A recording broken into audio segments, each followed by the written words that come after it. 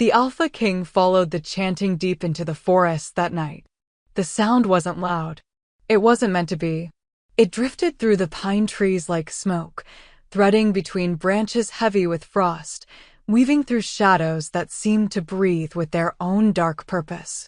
Damien had been patrolling the northern border when he'd caught it, a rhythm that didn't belong to wind or wildlife, something deliberate and ancient that made his wolf stir uneasily beneath his skin.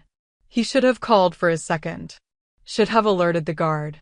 But something primal in his chest urged him forward, alone, into the deepest part of the territory where even pack members rarely ventured. The trees grew denser here, their trunks twisted like arthritic fingers clawing at the sky. Moonlight struggled to penetrate the canopy, leaving only fragmented silver pools on the forest floor. The chanting grew clearer. Multiple voices now, speaking in the old tongue, words his grandmother had taught him as a boy, words that belonged to rituals from a time when packs didn't just protect territory, but commanded it through blood and bone magic. Damien's breath misted in the freezing air. Winter had come early this year, vicious and unrelenting. Ice coated the undergrowth, making each step crunch beneath his boots. He moved like a predator, silent despite the frozen ground, his alpha senses sharpened to a razor's edge. Something was wrong. The forest itself felt wrong, too quiet, as if every living thing had fled from what was happening ahead. Then he smelled it. Blood. Not the sharp tang of a hunt or the metallic bite of a border skirmish. This was different. Older. Ritualistic. The scent carried power with it, thick and cloying, making his wolf snarl in warning.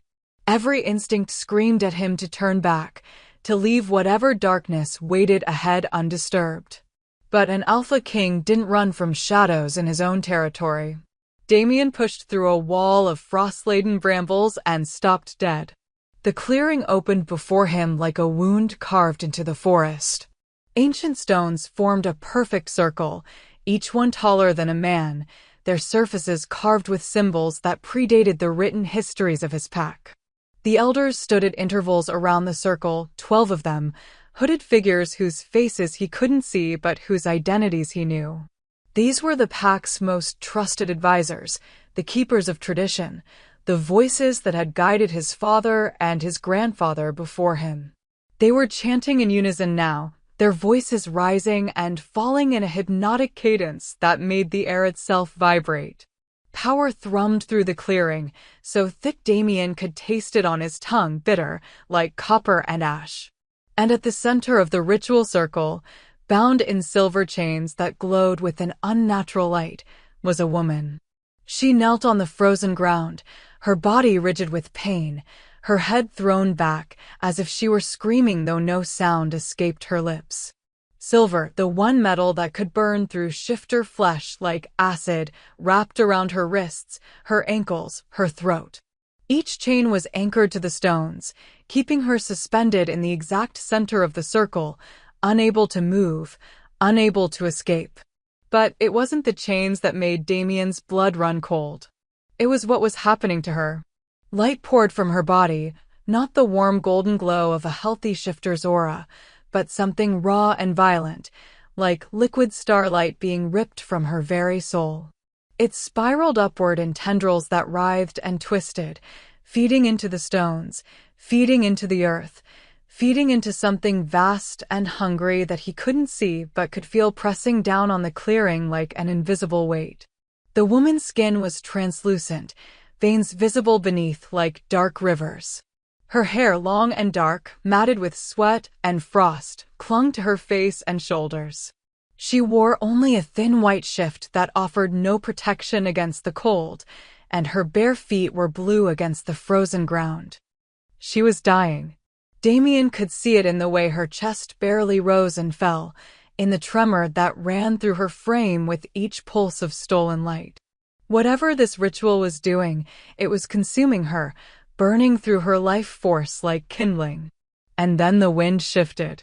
Her scent hit him like a physical blow, wild honey and midnight rain, earth after a storm, something impossibly familiar that made his wolf surge forward with a desperate, primal need. His vision sharpened. The world narrowed to her, and only her. The bond snapped into place between them with such force it drove the air from his lungs. Mate. The word echoed through every cell in his body, absolute and undeniable. She was his true mate, the one the moon herself had chosen for him, the one whose soul was meant to fit against his like two halves of an ancient whole. And his pack elders were killing her. Damien's mind reeled, trying to make sense of what he was seeing. How long had this been happening? How long had they been using her, feeding off her life to power whatever dark magic sustained the pack's dominance over the territory? He thought of the past 3 years, how the pack had grown stronger, how their borders had expanded, how enemies had fallen before them with unnatural ease. He'd attributed it to good strategy, to his father's wisdom and his own strength as the new Alpha King. But it had been her. All of it had been bought with her suffering. One of the elders finally noticed him. The chanting faltered. Hoods turned in his direction, and Damien found himself staring at faces he'd known his entire life, advisors who had bounced him on their knees as a child, who had crowned him Alpha King when his father died, who had sworn oaths of loyalty with their hands over their hearts. The eldest, Corvin, stepped forward. His voice was calm, almost gentle. "My king, you shouldn't be here. This is not for your eyes." Damien's hands curled into fists. His wolf was snarling, demanding he tear through the circle, break the chains, save her. But the alpha in him, trained since childhood to consider the pack above all else, forced him to speak. "What is this?" "Necessity," Corvin replied simply. "The ritual that has kept us strong. That has made us untouchable. Your father knew of it. His father before him. It is the price of power, my king. One life, for the survival of thousands. One life." Damien's voice came out raw, barely controlled. "She's my mate." A ripple of shock moved through the circle. Several elders exchanged glances. But Corvin's expression didn't change. The moon makes mistakes sometimes. This one was born cursed, too much power, too dangerous to live free. We have contained that power. Channeled it. If you break the circle now, everything we've built will crumble. The rival packs will sense our weakness. They will come for us. The woman's head lifted slightly. Through the curtain of her hair, Damien caught a glimpse of her face, gaunt, pale, beautiful in the way broken things are beautiful. Her eyes met his, and in them he saw not pleading, not hope, but a terrible resignation. She expected him to walk away.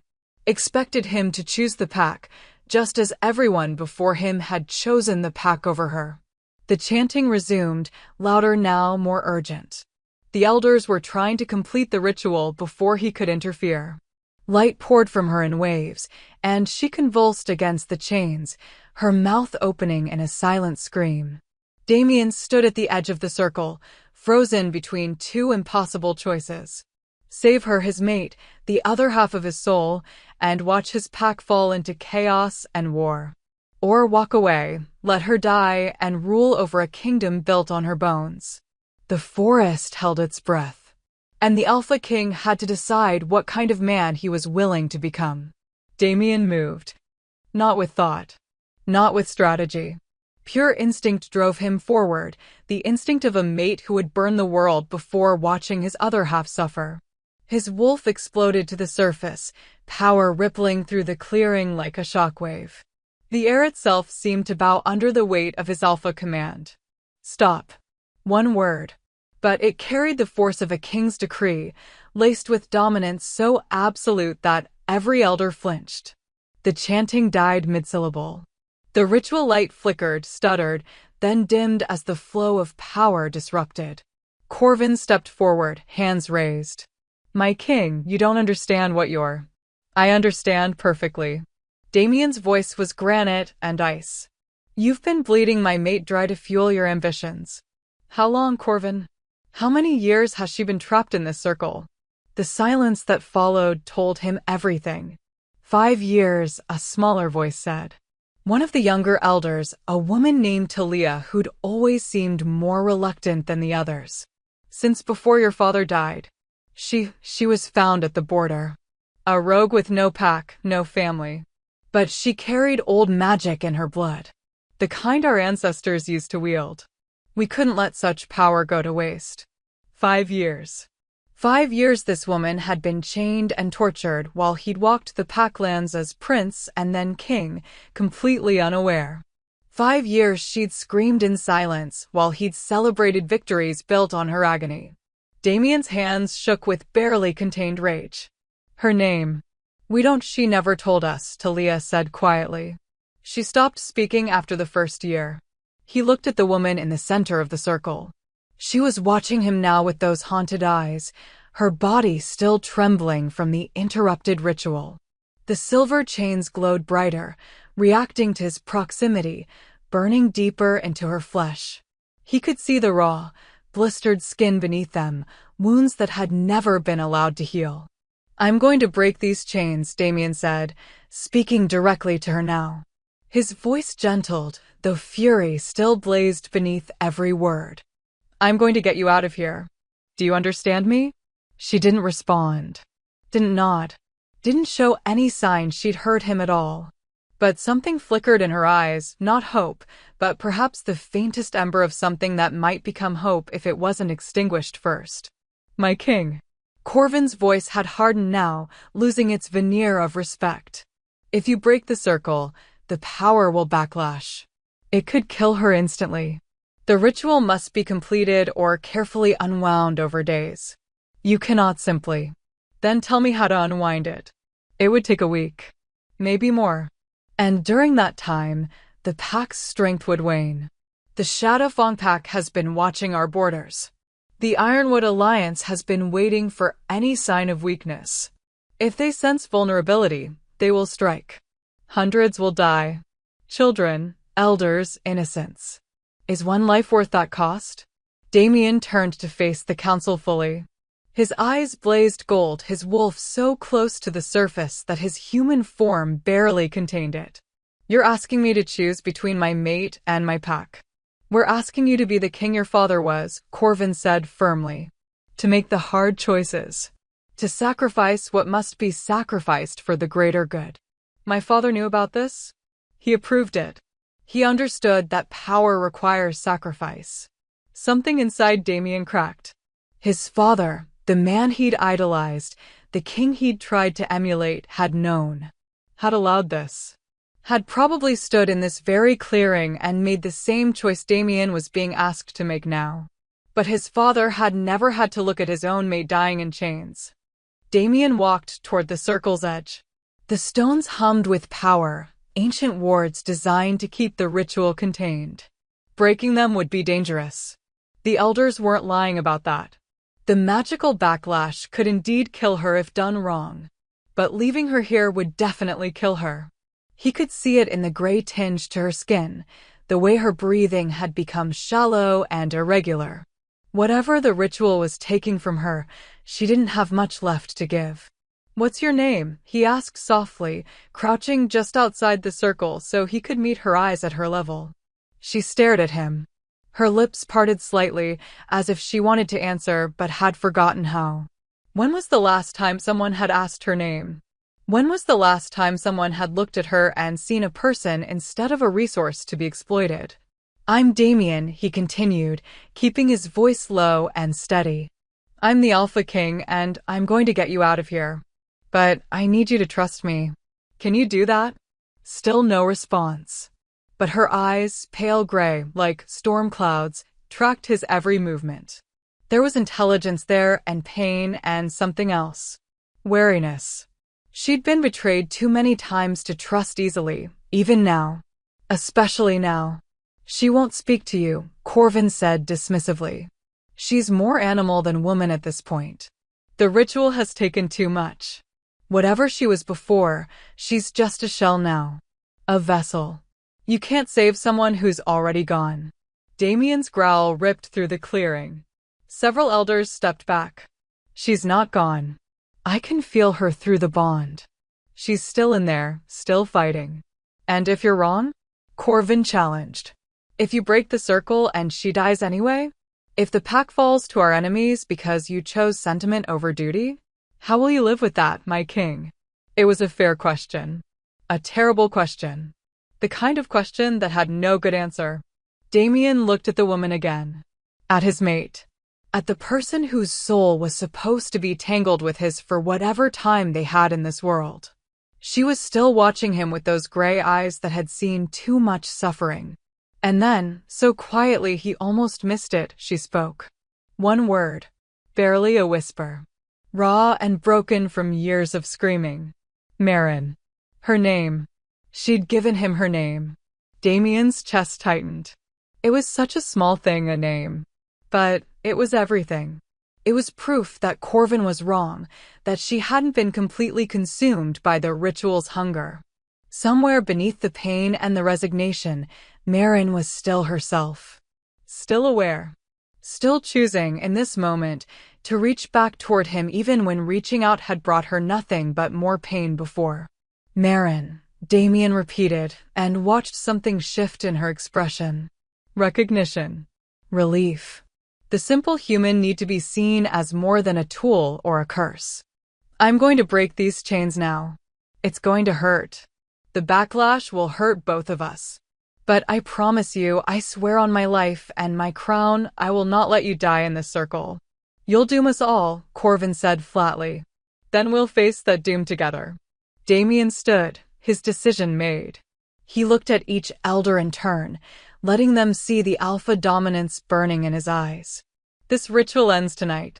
If any of you try to stop me, you'll answer to me as traitors. Am I clear? No one moved. No one dared. Damien turned back to Marin. She was looking at him differently now, not with hope, not yet, but with something fragile and tentative. The beginning of belief. He stepped into the circle. The wards shrieked. Power slammed into him like a physical blow, trying to force him back, trying to protect the integrity of the ritual. But Damien was an Alpha King, born of a bloodline that had ruled these lands for generations. He pushed through the resistance, his wolf lending him strength, and reached for the first silver chain wrapped around Marin's wrist. The moment his fingers touched the metal, pain exploded through his body. Silver burned shifters, but this silver was worse. It carried the weight of 5 years of stolen magic, 5 years of accumulated agony. It felt like holding lightning, like clutching broken glass dipped in acid. Damien didn't let go. He pulled. The chain resisted, bound by ritual and blood magic to the stones themselves. Marin gasped, the first sound beyond that whispered name, and her body arched as the disruption sent shockwaves through whatever connection linked her to the ritual. Stop. Talia cried out. You're killing her. He's freeing her, another voice said. Damien glanced back to see one of the younger elders, Stellan, a man who'd always questioned the old ways, stepping forward. I'll help. Stellan, no, Corvin started. But Stellan was already moving into the circle, his own face twisting with pain as the wards fought him. He grabbed the chain on Marin's other wrist. Together, he and Damien pulled. The first chain broke with a sound like shattering crystal. Marin screamed. It was the first real sound she'd made, and it tore through the clearing with such raw anguish that even the most hardened elders flinched. Power erupted from her body, not the controlled siphoning of the ritual, but wild, uncontained magic that had been trapped for too long. Light blazed between the stones, and the earth itself trembled. The backlash, someone shouted. Damien didn't care. He reached for the next chain, the one around her throat, and this time when he pulled, 3 more elders rushed forward to help. Not all of them, but enough. Enough to show that even in darkness, some part of the pack still remembered honor. Together, they broke the chains. The moment the last chain shattered, Marin collapsed forward into Damien's arms. She weighed almost nothing.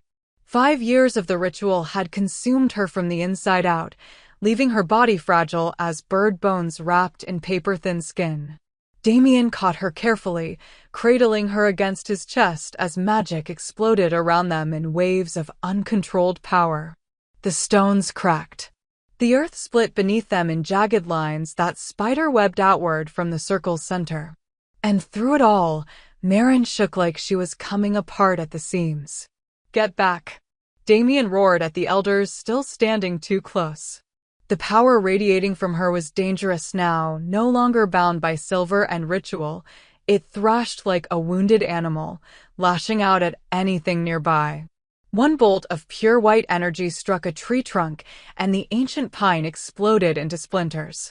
Damien pulled Maren tighter against him, tucking her head beneath his chin, using his own body as a shield. His wolf surged forward, wrapping their mate in layers of alpha dominance and protection. Gradually, slowly, the wild magic began to recognize him, began to understand that he wasn't a threat. The explosions softened. The tremors eased. And finally, after what felt like an eternity, the clearing fell silent except for the sound of Maren's ragged breathing against his neck. "Is she?" Stellan started. "Alive," Damien confirmed, though barely. He could feel her heart fluttering too fast, too weak. She needed healing. She needed rest. She needed 5 years of torture undone, and he didn't know if that was even possible. But she was breathing. She was free. And she was his. Corvin's voice cut through the quiet like a blade. "You've just destroyed everything we built, my king. I hope she was worth it." Damien looked up at the elder, his eyes blazing gold. "Get out of my sight. All of you. Before I forget, you were once trusted advisors, and remember only that you're torturers who deserve execution." They fled. Even Corvin. Even the ones who'd helped break the chains. They disappeared into the forest, leaving Damien alone in the ruined clearing with the woman who'd paid the price for their prosperity. For a long time, he just held her. Let her shake. Let her breathe. Let her exist without anyone demanding something from her body or her magic. The moon broke through the canopy overhead, painting them both in silver light, and Damien found himself sending up a silent prayer to the goddess who'd bound their souls together. "Thank you for letting me find her in time." "Maren," he said softly. "Can you hear me?" A tiny nod against his chest. "I'm going to take you somewhere safe. Somewhere warm. Is that all right?" Another nod. But then her hand, thin fingers that trembled with effort, gripped the front of his shirt. When she looked up at him, her gray eyes were clearer than before. Still haunted. Still carrying oceans of pain. But present. Aware. "Why?" The word came out cracked and broken, barely recognizable as speech. Damien understood what she was asking. Why had he saved her? Why had he risked everything? Why had he chosen her over the pack's power? He brushed a strand of dark hair from her face, careful of the raw burns on her skin where the silver had rested. "Because you're mine. And I'm yours. The moon chose us for each other. That's not something I take lightly. You don't know me. Then we'll learn." He adjusted his grip, preparing to lift her. "But first, we get you healed. Everything else comes after." She didn't argue. Didn't have the strength to argue. But as Damien stood with her cradled against his chest, he felt her relax incrementally into his hold. The first tiny seed of trust.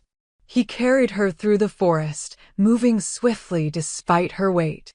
His wolf guided him toward the main compound, but something made him hesitate. The pack would have questions. The elders would spread their version of events. And Maren, fragile, broken Maren, would be put on display before she'd had a chance to even remember what it felt like to be human. Instead, Damien veered toward the eastern edge of the territory. There was a cabin there, small and isolated, used occasionally by wolves who needed solitude. It would be warm.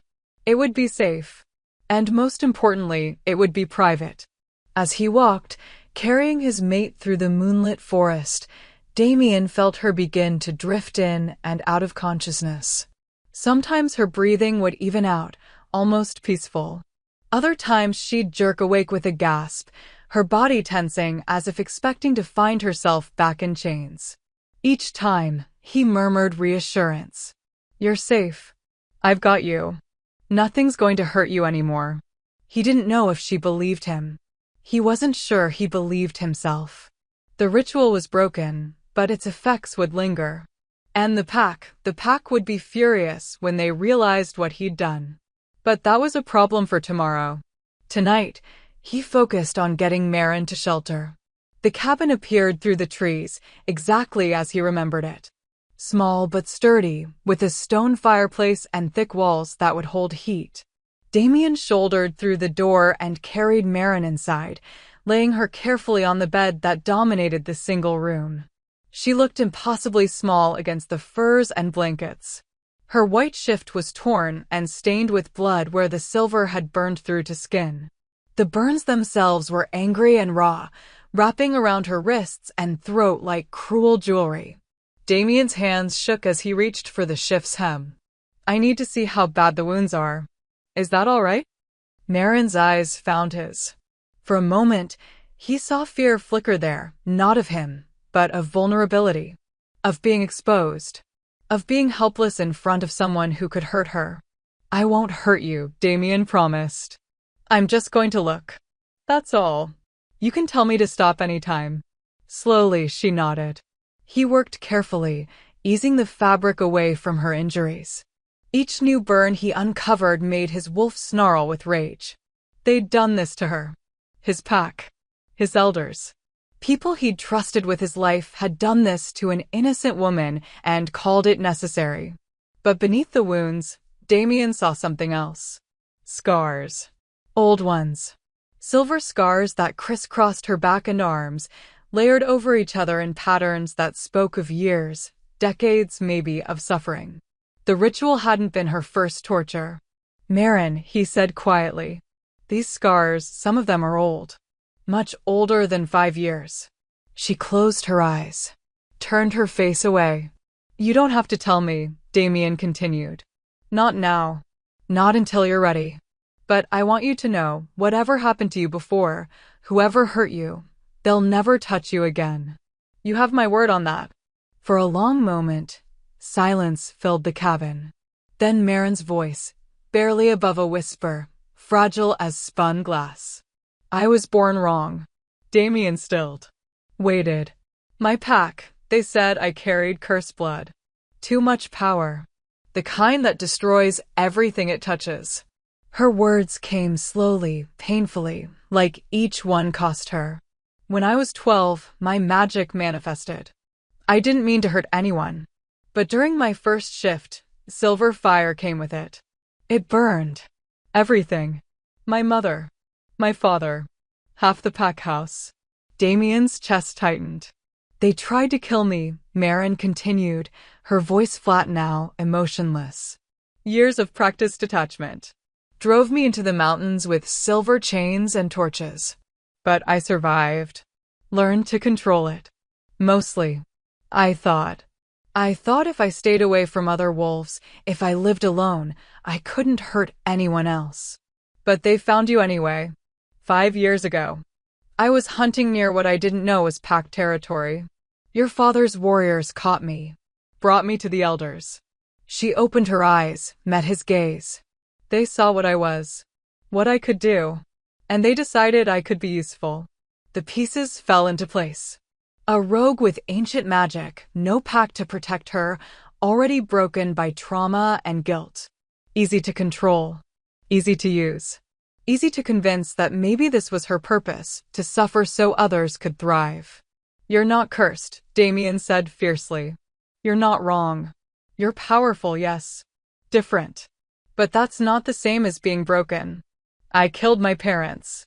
You were a child who couldn't control abilities no one taught you to manage. That's not your fault."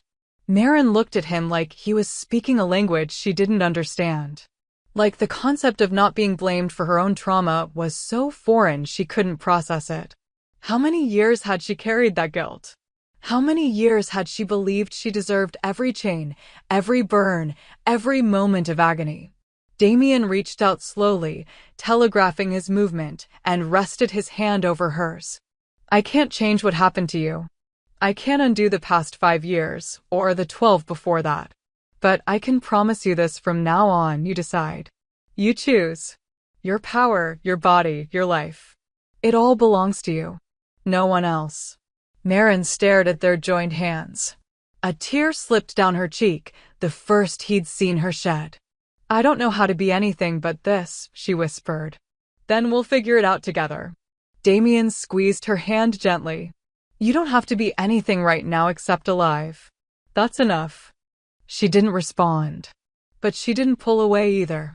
And when Damien rose to build a fire in the hearth, when he found clean water and cloth to tend her wounds, when he wrapped her in warm blankets and promised to stay close while she slept, she let him. For the first time in 5 years, Maren closed her eyes without silver chains holding her down. And for the first time in longer than she could remember, she felt something other than pain.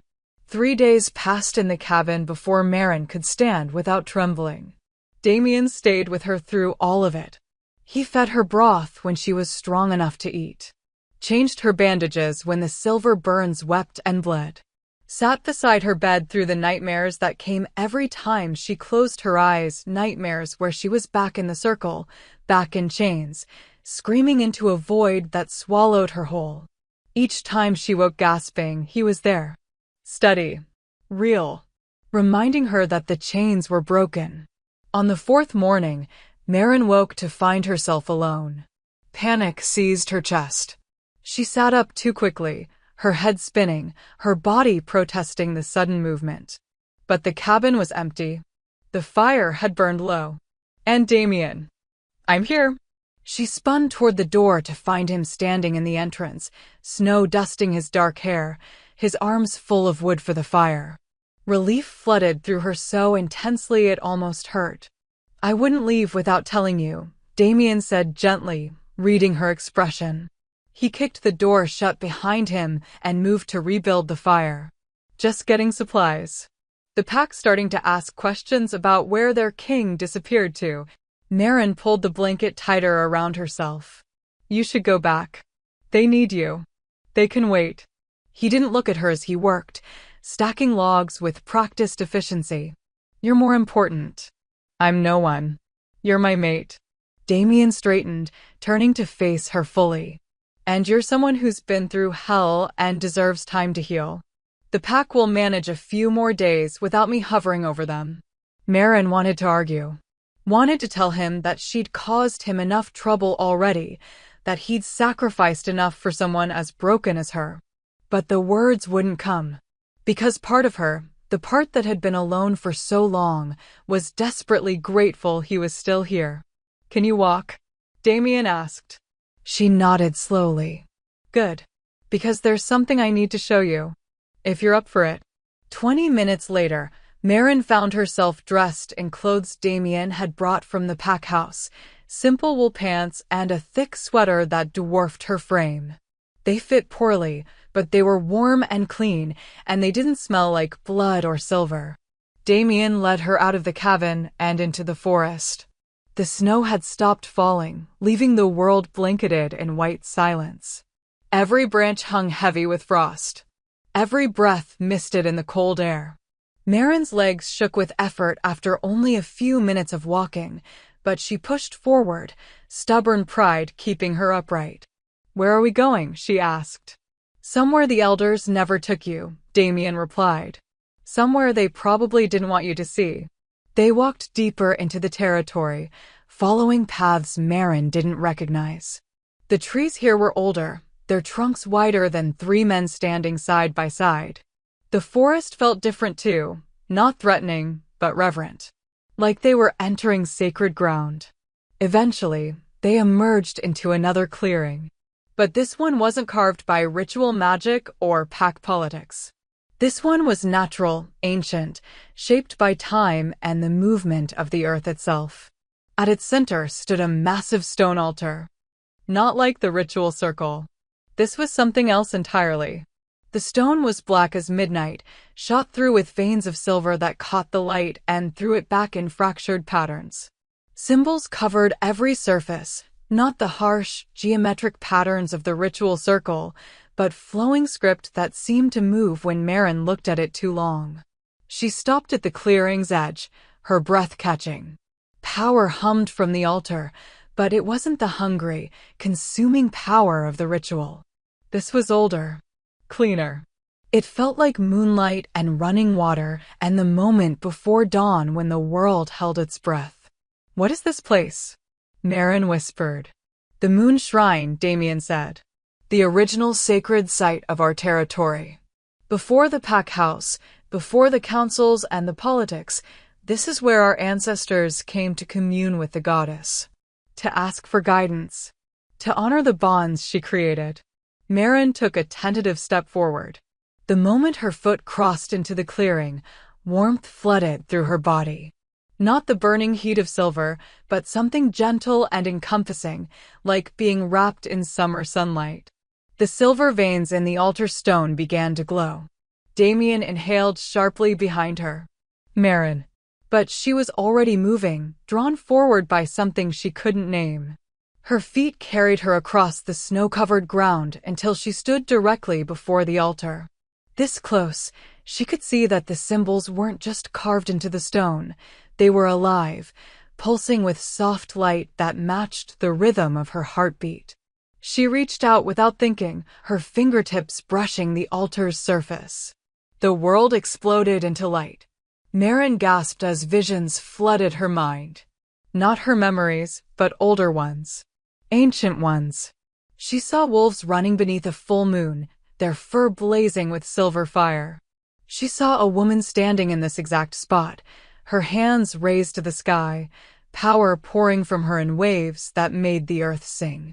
She saw battles fought with magic and tooth and claw. She saw a bloodline stretching back through centuries, carried by women who burned too bright, who loved too fiercely, who died too young. And she saw herself. Not as she was now, broken and scarred and hollow, but as she could be. Standing tall, silver fire wreathed around her arms like living things, her eyes blazing with power that didn't destroy but protected. Beside her stood a man with golden eyes and a crown of starlight. Damien. The vision shattered. Marin stumbled backward, gasping for air. Damien caught her before she fell, his arms wrapping around her waist, holding her steady. "What did you see?" he demanded, his voice urgent but not unkind. I can't." Marin struggled to find words for what had just happened. Her hands were shaking. Her whole body was shaking. There were others. Like me. Women with fire in their blood. "The silver flame bearers," a voice said. They both spun to find an old woman standing at the clearing's edge. She was ancient, her face creased with a lifetime of wrinkles, her white hair hanging in a single braid down her back. But her eyes were sharp and clear, and she looked at Marin with something like recognition. "Grandmother Sable," Damien said, surprise coloring his tone. "What are you doing here?" "Waiting for her, obviously." The old woman, Sable, moved into the clearing with surprising grace for someone who must have been well past 80. "Did you think I didn't know about the ritual? About what the council was doing?" Damien's expression hardened. "If you knew. I couldn't stop them. No more than you could have stopped them if you'd known sooner." Sable waved a dismissive hand. "The council has held power for too long, made themselves believe they alone understood the old ways. But they forgot the most important part." She stopped in front of Marin, studying her face. "They forgot that the old magic has a mind of its own. And it doesn't take kindly to being stolen." Marin found her voice. "Who are they?" "The women in my vision. Your ancestors." Sable reached out and took Marin's hand, turning it over to examine the scars on her wrist. "The silver flame has been passed down through your bloodline for 1,000 years. Always to the daughters. Always to the ones strong enough to carry it. Your mother had it. Her mother before her. All the way back to the first bearer, a woman named Lunara, who stood beside the moon goddess herself when the packs were formed. The name resonated in Marin's chest like a struck bell. Lenara. She'd heard that name before, whispered in her dreams, echoed in the spaces between heartbeats. But my mother died, Marin said. I killed her. The fire. Your mother died protecting you, Sable corrected firmly. When your fire manifested, she threw herself between you and your father's warriors. The flames consumed her because she chose to shield you with her own body. That was her choice, child. Not your fault. The words hit Marin like a physical blow.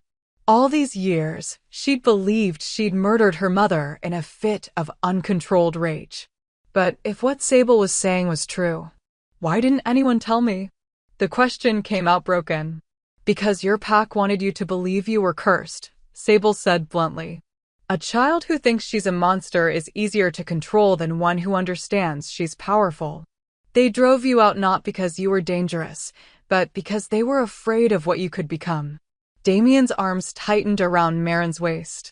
She leaned into him, needing the anchor as her entire understanding of herself shifted beneath her feet. The prophecy speaks of a silver flame-bearer who would stand at the end of an age, Sable continued, her gaze drifting to the glowing altar. One who would either burn the old world to ash or forge it anew. The council thought they could control that power, use it to fuel their ambitions. But the prophecy doesn't work that way. She looked back at Marin. You were never meant to be their tool. You were meant to be their reckoning. I don't want to be anyone's reckoning, Marin whispered. I just want to stop hurting. Sable's expression softened. I know, child. And you will. But first, you need to understand what you are. Not a curse. Not a mistake. You're the last daughter of the Silver Flame, and that means something. The magic in your blood is ancient and sacred. It was given to your line for a purpose. What purpose? To protect the innocent. To stand against tyrants. To burn away corruption wherever it takes root. Sable gestured to the altar. Your ancestors stood here and made oaths to the goddess. Promised to use their power not for conquest or glory, but for justice. That oath lives in you whether you spoke it or not. Marin looked at the altar, at the silver veins still glowing softly in response to her presence. She thought about the vision, the version of herself standing tall and unafraid, fire dancing in her palms like it was something beautiful instead of something to fear. Could she ever be that person? After everything she'd endured, everything she'd lost, could she transform her pain into purpose? I don't know how, she admitted. That's why you have him. Sable nodded toward Damien. The moon goddess doesn't make mistakes when she binds mates. She gave you each other for a reason. He's your anchor. Your balance.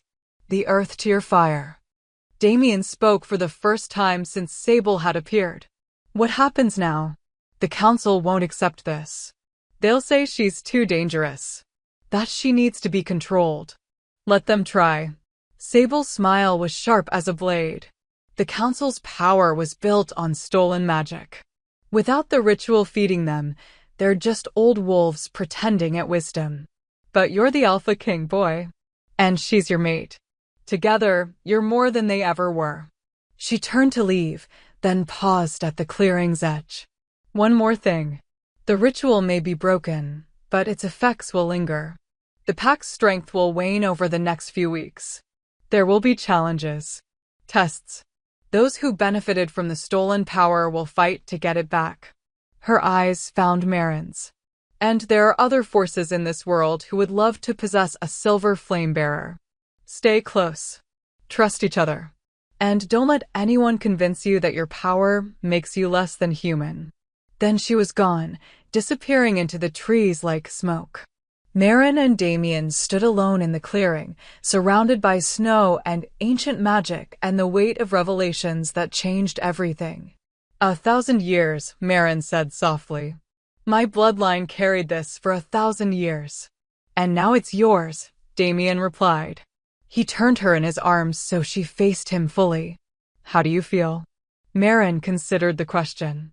She felt terrified, overwhelmed. Like she'd been handed a crown she never asked for and told to wear it with grace. But beneath all that Less alone, she admitted. Knowing I'm not the first. That others before me carried this burden and survived it. You're not alone, Damien said firmly. You have me. And I'm not going anywhere. Maren looked up at him, this man who'd broken chains for her, who'd defied his entire council, who stood beside her now like he'd been waiting his whole life to find her. The mate bond hummed between them, stronger than before, fed by proximity and trust and the slow building foundation of something that might become love. Thank you, she whispered. For what? For seeing me. Not the curse. Not the power. Just me. Damien cupped her face in his hands, his touch gentle despite the calluses on his palms. I'll always see you, Maren. That's what mates do. And there, in the sacred clearing where her ancestors had stood, Maren let herself believe, for the first time in her life, that maybe she deserved to be seen. They returned to the cabin as the sun began its descent, painting the snow-covered forest in shades of amber and rose. Maren's legs ached from the walk, her body still weak from years of ritual drain, but something had shifted inside her. The altar's warmth lingered in her chest like a coal that wouldn't go cold. Damien kept close, his hand resting at the small of her back, not possessive, but protective. Grounding. Every few steps, she caught him glancing at her like he was afraid she might disappear if he looked away too long.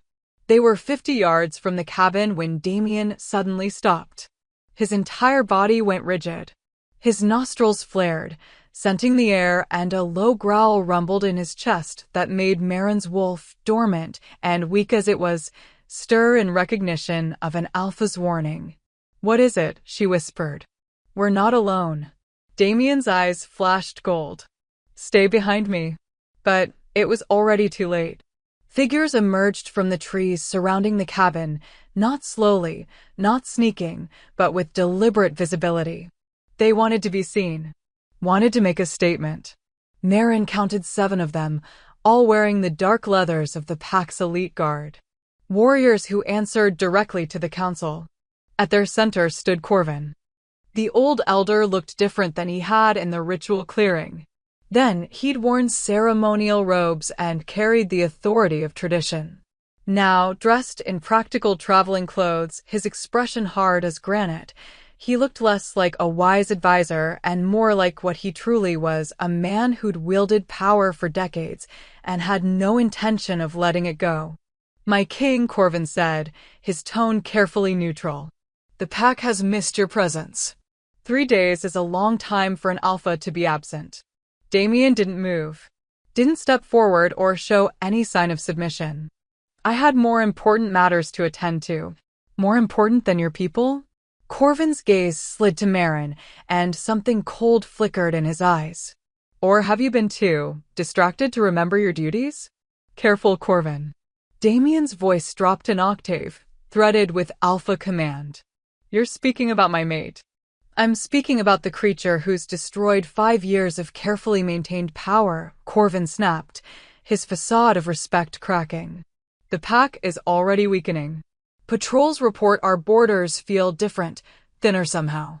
The rival packs are noticing. We've had 3 incursions in as many days. Scouts testing our defenses. They smell blood in the water. Then strengthen the patrols. Post more guards. With what strength? Corvin took a step forward, and the warriors with him shifted, hands moving subtly toward weapons. The ritual wasn't just ceremony, boy. It was survival. Every ounce of power we drew from her went into protecting this territory, into making us strong enough that no one dared challenge us. You've taken that away. I freed an innocent woman from torture, Damien corrected. If our strength was built on her suffering, then we didn't deserve it. Noble words. Corvin's lip curled. But nobility won't protect our children when the Shadowfang pack comes howling through our borders. It won't save our elders when Ironwood decides we're weak enough to conquer. Your father understood this. He made the hard choices. My father was wrong. The words hung in the cold air like a challenge.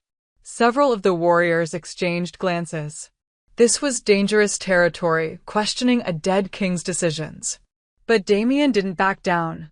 He was wrong to allow the ritual, Damien continued. Wrong to think power bought with innocent blood could ever lead to anything but corruption. And you're wrong to think I'll continue his mistakes. Corvin's expression hardened. Then you're not fit to be Alpha King.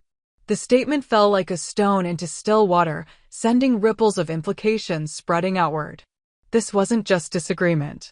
This was a direct challenge to Damien's authority.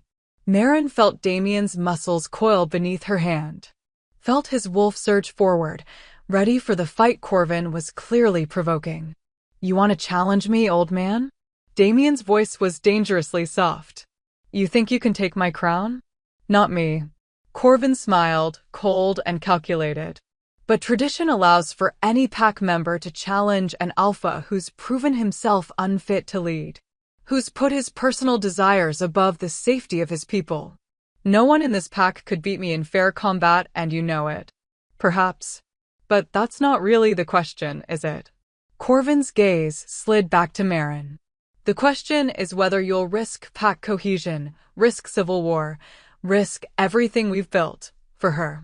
Because if you insist on keeping this cursed creature as your mate, there will be those who demand you choose her or the crown. Maren's breath caught. She could feel the trap closing around them. Corvin had played this perfectly, made it seem like Damien was the one being unreasonable, the one prioritizing selfish desire over pack welfare. She's not cursed, Damien growled. She's killed before. Her own parents. Half her birth pack. And now, indirectly, she's endangering all of us. Corvin spread his hands in a gesture of false reasonableness. I understand the mate bond is powerful. But you're an Alpha King before you're a mate. Your first duty is to the pack. Always. One of the warriors spoke up, a younger man Maren didn't recognize. Some of the families are already talking, my king. Wondering if the old ways were protecting us for good reason. Wondering if maybe the council knows best. The council tortured an innocent woman for 5 years, Damien shot back. The council kept us safe for 5 years, Corvin corrected. And now that safety is gone. Soon enough, the pack will have to decide, do they follow a king who gambled their lives on a stranger? Or do they look for new leadership? It wasn't quite a coup. Not yet. But the threat was clear. Corvin was rallying support, planting seeds of doubt, turning the pack against Damien's decision. And with the borders weakening, with rival packs circling, he had leverage. Fear could make people do terrible things. Maren knew that better than anyone. I won't give her up, Damien said flatly. And I won't give up my crown. So you'd better have a real challenge ready, Corvin, because I'm not stepping aside. We'll see. Corvin's smile never reached his eyes. The full moon is in 3 days. The pack gathers then, as tradition demands. Perhaps we should put it to them, ask our people who they trust to lead them through the coming storm. Their king or their council. That's not how succession works. It is when the alpha has lost the confidence of his people. Check the old laws, boy. Your father wrote them himself. Corvin turned to leave, then paused. Oh, and one more thing. The pack has requested that your mate remain within the cabin until the full moon. For everyone's safety. Just a precaution, you understand. Given her history of uncontrolled power. She's not a prisoner. Of course not. Just a guest who's agreed to stay put. Unless she'd prefer to leave the territory entirely. Corvin looked at Maren directly for the first time, his gaze calculating. You could go. Walk away. Let the Alpha King keep his crown and his pack. It would be the noble thing to do, wouldn't it? Sacrifice yourself so others don't have to suffer. The words hit their mark perfectly.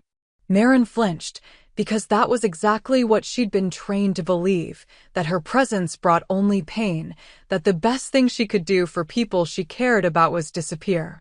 Don't listen to him, Damien said sharply, sensing her instinct to flee. He's manipulating you. I'm offering her a choice, Corvin said mildly. Something your father's council never did. She can stay and watch this pack tear itself apart over her. Or she can leave and give everyone a chance at peace. What do you think she'll choose, my king?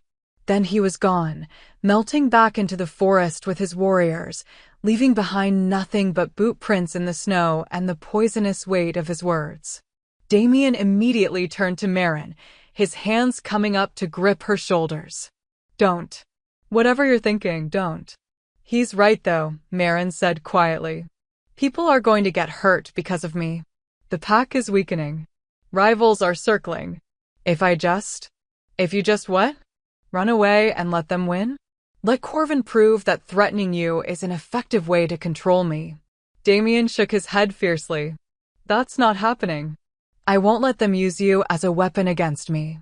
But if staying causes a civil war, then we fight a civil war. Damien's eyes blazed. I'm not choosing between you and the pack, Marin. You are part of this pack now. You're my mate. That makes you Luna, whether Corvin likes it or not. And any wolf who can't accept that can leave. It's not that simple. It is exactly that simple. He pulled her closer, his forehead dropping to rest against hers. I know what he's doing. I know he's trying to make you feel guilty, trying to trigger every instinct you have to protect others by harming yourself. But you're not responsible for the pack's weakness. The ritual was. The corruption was. Not you. Marin wanted to believe him. Desperately. But Corvin's words echoed in her head like a curse. How many people would suffer because Damien had chosen her? How many would die when the rival packs attacked a weakened territory? The full moon gathering, she said. What happens there? Damien pulled back slightly, his jaw tight. Traditionally, it's when the pack comes together to settle disputes, witness challenges, and reaffirm their bond with the Alpha. Corvin's going to use it as a platform to undermine me.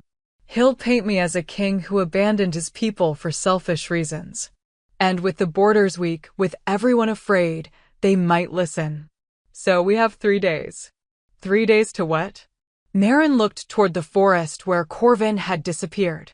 Silver fire flickered at the edges of her vision. Not real, not yet, but potential. The altar's warmth was still with her, and Grandmother Sable's words echoed in her mind. You were meant to be their reckoning. 3 days to prove I'm not a curse, Marin said slowly. 3 days to show the pack what I really am. What I can do if I'm not chained and bleeding. Marin, you can't fight this battle alone, Damien. They're using me against you, which means I need to become your strongest asset instead of your weakness. She met his gaze, and for the first time since he'd found her, there was steel beneath the fragility. The silver flame was meant to protect. That's what Sable said. So that's what I'll do. I'll protect this pack. Protect you. And show Corvin exactly what happens when you mistake mercy for weakness. Damien stared at her, something like pride kindling in his eyes. You can barely stand for more than an hour. Your magic nearly killed you 3 days ago. How are you going to? I don't know yet, Marin admitted. But I'm done running. Done hiding. Done letting people make me into a victim. She straightened despite the exhaustion pulling at her bones. You broke my chains. Now I need to break theirs. The ones they've wrapped around their own minds that say power stolen is power earned. For a long moment, Damien said nothing. Then slowly, deliberately, he dropped to one knee before her. The gesture shocked Marin, an Alpha King kneeling to anyone was unheard of. What are you doing? Pledging myself to you, Damien said simply. Not just as your mate. As your ally. Your partner. Whatever you need to heal, whatever you need to grow into your power, I'll provide it. And when the full moon comes, we'll face the pack together. As equals. Marin's throat tightened. 3 days ago, she'd been dying in chains, convinced she deserved every moment of suffering. Now a king knelt before her, offering not just protection but partnership. She reached down and took his hand, pulling him to his feet. Together, then. But you have to promise me something. Anything. If it comes down to choosing between me and the pack's survival, you choose the pack. Marin, promise me. Her grip tightened on his hand. I won't be the reason innocent people die. If protecting me means sacrificing others, then I'm not worth protecting. Promise me you'll make the right choice, even if it destroys us. Damien's expression was tortured. Every instinct, every fiber of the mate bond, screamed against making such a promise. But he saw the resolve in her eyes. Understood that this was important to her, that being worth saving meant not costing others their lives. "I promise," he said finally. "But it won't come to that. We'll find another way." 3 days to find it. 3 days, Damien agreed. They stood together in the snow-covered clearing, the cabin waiting behind them, the forest full of eyes watching from the shadows. Somewhere out there, Corvin was planning. Rival packs were gathering, and the full moon was rising. But for now, they had each other. And 3 days to change the fate of a pack that didn't yet understand what they'd awakened when they chained a silver flame bearer in their sacred circle. 3 days to turn a curse into salvation. Or die trying. That night, Maren couldn't sleep. She lay in the cabin's single bed, staring at the rough-hewn beams of the ceiling while Damien kept watch by the fire. He'd insisted she take the bed, had made himself comfortable on the floor with blankets and furs, close enough to reach her if she needed him, but far enough to give her space. The mate bond hummed between them, not demanding, not urgent, just present. A constant awareness of where he was, how he felt, the steady rhythm of his breathing in the quiet dark. Outside, the wind had picked up, howling through the trees like something alive and hunting. Every sound made Maren's heart race. Every shadow that flickered across the walls looked like figures approaching, like Corvin returning with more warriors, like the chains coming to wrap around her wrists again. "You're safe here," Damien said without turning from the fire. He'd sensed her fear through the bond, the way she couldn't seem to silence her racing thoughts. "I've set wards around the cabin.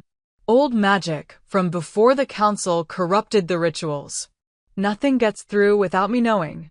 "How did you learn the old magic?" Maren asked, grateful for the distraction of conversation. "My grandmother. Not Sable, my mother's mother.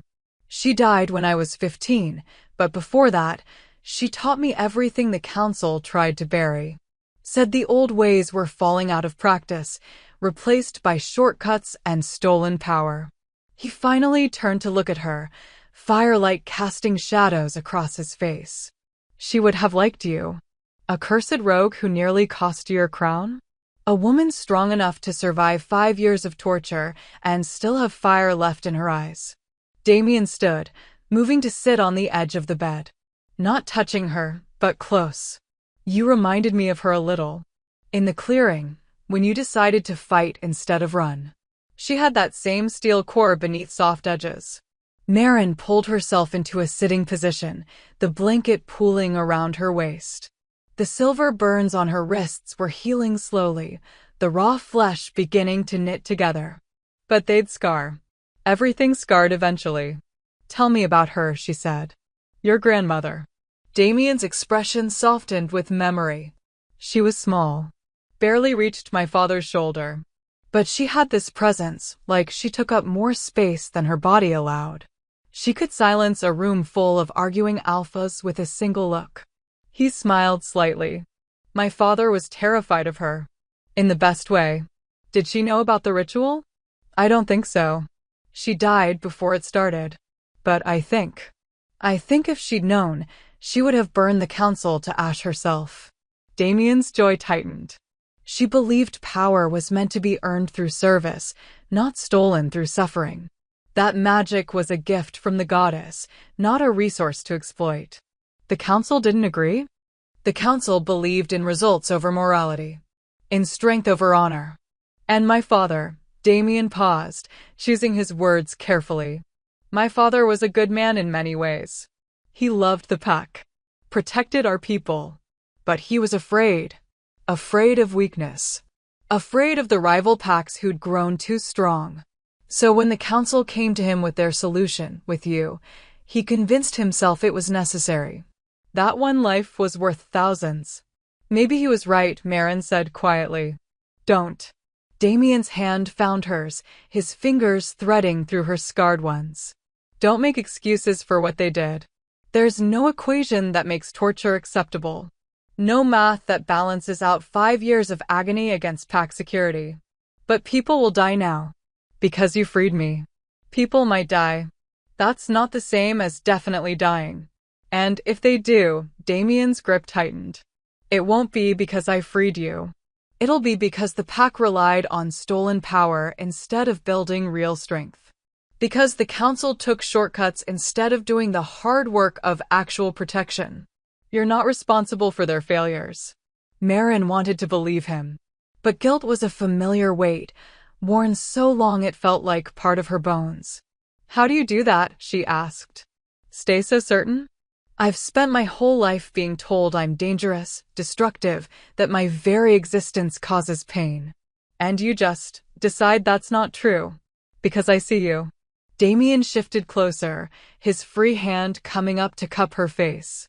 His thumb traced the curve of her cheekbone with infinite gentleness. I see who you are beneath the scars and the fear. I see the woman who survived hell and still has the capacity for kindness. Who worries about people who tortured her? Who's willing to face down an entire pack to protect a man she barely knows? His golden eyes held hers. That's not a curse, Marin. That's someone worth knowing. Worth keeping. Her breath caught.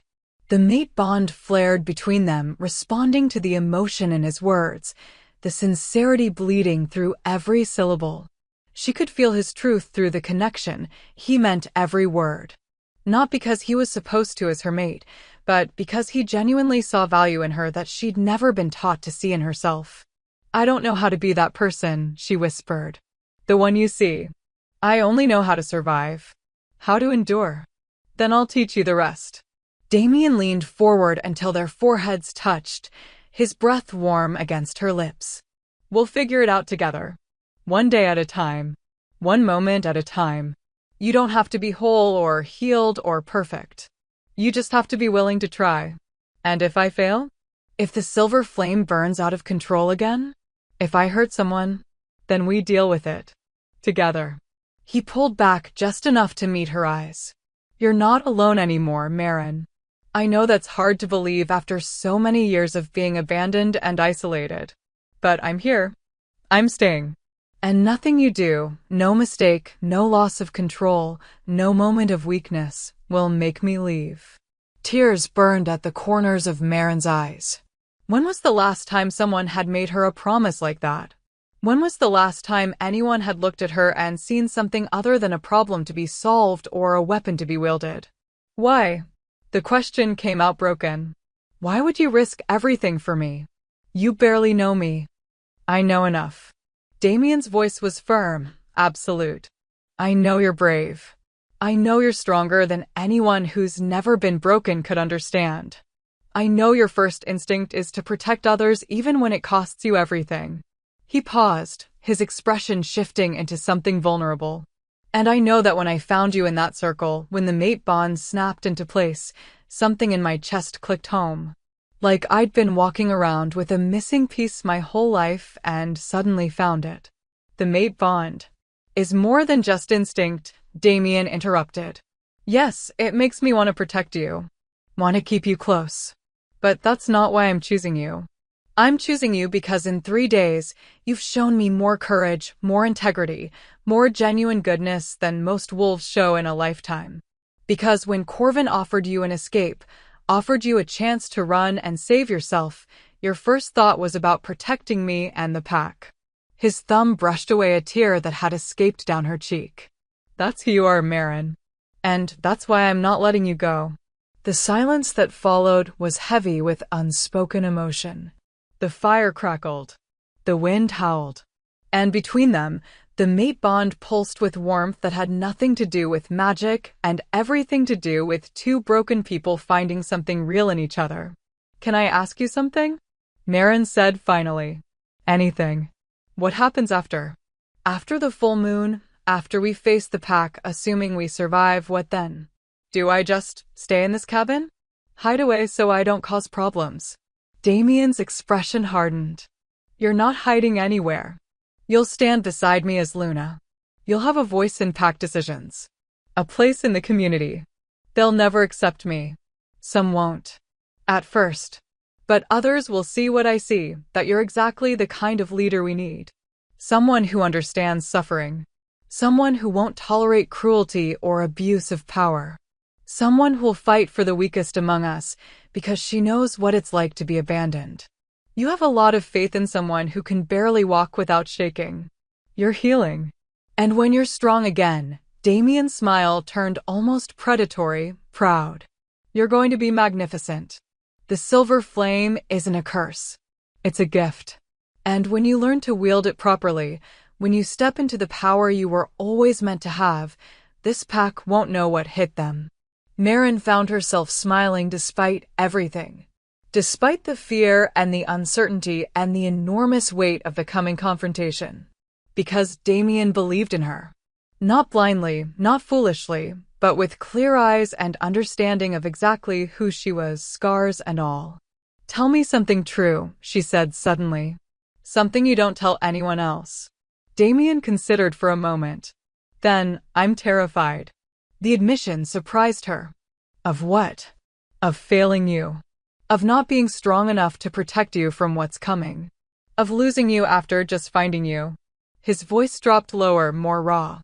I've been Alpha King for 2 years. I'm supposed to have all the answers, supposed to lead with certainty. But with you, with us, I feel like I'm walking blind. Making choices that could destroy everything. And I'm scared that one wrong move will cost you your life. The vulnerability in his confession made Maren's chest ache. She reached up, mirroring his earlier gesture by cupping his face in her palm. Then we're both terrified. Both walking blind. Both hoping we're strong enough for what comes next. At least we're doing it together. Together, Maren agreed. And then, without planning it, without overthinking the consequences, she leaned forward and kissed him. It was soft at first. Tentative. A question more than a demand. But Damien responded immediately, his lips moving against hers with gentle urgency, one hand sliding into her hair while the other wrapped around her waist, pulling her closer. The mate bond ignited between them like lightning, sending waves of warmth and connection cascading through Maren's body. She gasped against his mouth, overwhelmed by sensation, by the feeling of being truly touched for the first time in years without pain accompanying it. Damien pulled back slightly, his forehead resting against hers, both of them breathing hard. Are you sure? He murmured. We don't have to, I don't want to push. I'm sure. Maren's hands fisted in his shirt, holding him close. I need this. Need to remember what it feels like to be touched with kindness instead of cruelty. Need to know this is real and not just another dream I'll wake from back in chains. It's real, Damien promised. I'm real. This is real. He kissed her again, slower this time, deeper, pouring everything he couldn't say into the connection of lips and breath and tangled heartbeats. His hands were careful on her body, mindful of healing wounds, but there was hunger beneath the gentleness. The need of a mate too long denied, tempered by respect for her trauma and her pace. Maren let herself get lost in it. In the warmth of his body against hers. In the way his fingers traced patterns on her skin that wrote promises in a language older than words. In the mate bond that sang between them, growing stronger with every touch, every kiss, every moment of trust freely given. They didn't go further than kissing. Not that night. But it was enough. More than enough. Because for the first time in 5 years, Maren felt human again. Felt wanted not for what could be taken from her, but for who she was. When they finally broke apart, both breathing hard, Damien pressed one more soft kiss to her forehead.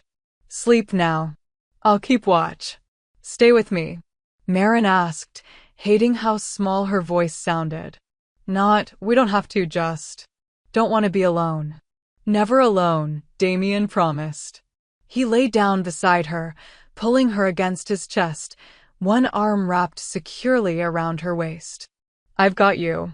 Maren tucked her head beneath his chin, listening to the steady beat of his heart, feeling the rise and fall of his breathing. The mate bond settled into something warm and constant, a presence that pushed back against the nightmares waiting in the dark. And for the first time since she could remember, Maren fell asleep feeling safe. Outside, the wind continued to howl. 3 days until the full moon. 3 days until everything would either fall apart or come together in ways neither of them could predict. But tonight, in the warmth of the cabin, wrapped in the arms of a king who'd chosen her over everything, Maren let herself hope. Hope that maybe, just maybe, she could be more than a curse. Hope that together, they might be unstoppable. The next 2 days passed in a blur of preparation and growing tension. Damien spent hours teaching Maren to access her magic without fear, not the wild, uncontrolled explosions that had marked her childhood, but deliberate, focused power. They practiced in the clearing near the cabin, far from curious eyes, where she could let the silver flame flicker to life without worrying about hurting anyone. It was harder than she'd expected. Years of suppression had taught her body to lock the power down, to cage it so tightly that releasing it felt like tearing herself open. Every time she tried to summon the flame, phantom pain lanced through her wrists where the silver chains had burned, and her magic stuttered and died. "Stop fighting yourself," Damien said on the second afternoon, watching her struggle. "You're treating your power like an enemy. Like something that needs to be controlled before it destroys everything." "Because that's what it does," Maren snapped, frustration bleeding through. She'd been trying for an hour to manifest even a spark, and all she had to show for it was a headache and trembling hands. "Every time I've used it, people have died. Every time you've used it, you were either untrained or being tortured. That's not the same as the power itself being destructive." Damien moved behind her, his hands settling on her shoulders. "Close your eyes. Feel the magic inside you, not as something separate, but as part of who you are. It's not foreign. It's not a curse. It's yours." Maren did as he asked, letting her eyes fall shut. She reached inward, past the fear and the trauma, searching for the core of power that lived in her chest. It was there, she could feel it. A ball of silver fire that pulsed in time with her heartbeat, warm and alive and waiting. But the moment she tried to draw on it, panic seized her. Images flashed through her mind, her mother's burning body, the pack house in flames, the ritual circle draining her drop by drop.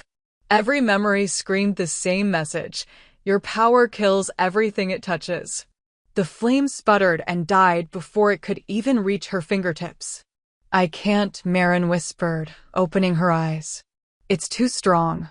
Too dangerous. It's not too anything. You are exactly as powerful as you're meant to be." Damien turned her to face him, his expression intense. "The problem isn't your magic. It's that everyone in your life taught you to fear it, to see it as something wrong. But what if it's not? What if the silver flame chose your bloodline because you're strong enough to carry it? Because you're meant to wield that kind of power? And what if I'm not? What if I lose control at the full moon gathering and hurt innocent people? Children?" "Then I'll stop you," Damien said simply. "But I don't think that's going to happen. Because you're not that scared 12-year-old anymore. You're not powerless or untrained. You're a woman who survived 5 years of ritual torture and came out the other side, still capable of compassion. That takes more strength than any magic could give you." Maren wanted to believe him. Desperately. But doubt was a poison she'd swallowed for too long. It had seeped into her bones, into her very sense of self. "What if Corvin's right?" she asked quietly. "What if I am too dangerous to exist free? Then Corvin can face the consequences of being wrong." Damien's smile was sharp. "Because you're not going anywhere. And at the full moon, we're going to show the entire pack exactly what a silver flame bearer can do when she's not being drained and tortured. We're going to show them power used for protection instead of domination. And if they don't accept it, then they'll learn to." That night, as Maren lay awake listening to Damien's breathing in the darkness, she tried to imagine it. Standing before the pack, letting the silver flame burn without fear. Being seen not as a curse, but as something valuable. The image wouldn't come into focus. Every time she tried to picture it, her mind showed her chains instead. Showed her the pack turning away, rejecting her, demanding Damien choose between his mate and his crown. She was so lost in dark thoughts that she almost missed the sound. Footsteps. Soft and deliberate.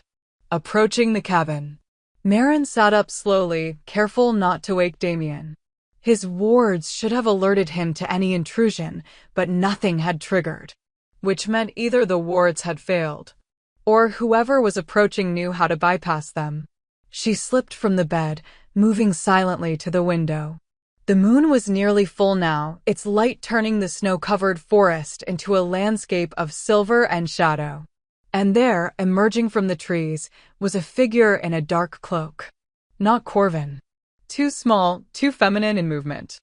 The figure reached the cabin door and knocked 3 soft taps that somehow felt like a signal. Marin debated waking Damien. But something about the visitor's body language didn't read as threatening. And if she was going to stop being helpless, stop relying on others to protect her, she needed to start making her own decisions. She opened the door. Talia stood on the threshold, her hood pushed back to reveal a face lined with worry. The younger elder who'd spoken up during the ritual, who'd seemed reluctant about the council's methods. Up close, Marin could see she was younger than she'd first appeared, maybe 40, though her eyes carried the weight of someone much older. "May I come in?" Talia asked quietly. "I need to speak with you." Alone. Every instinct screamed trap. But Marin stepped aside anyway, letting the elder enter. Behind her, she heard Damien stir, waking at the sound of voices. "Talia," he said, his voice rough with sleep and suspicion. "What are you doing here?" "Trying to save your mate's life," Talia replied. She looked at Marin with something that might have been sympathy. "And possibly your crown. Though I'm not sure either can be saved at this point." Damien was on his feet now, positioning himself between Talia and Marin. "Speak plainly. What's happened?" Talia pulled a folded piece of parchment from her cloak and held it out. "Corvin's made his move. He's called a formal challenge for tomorrow night, the full moon.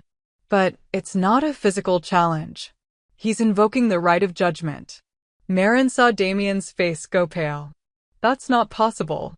The right hasn't been used in over a century, which is why most of the pack doesn't remember what it entails.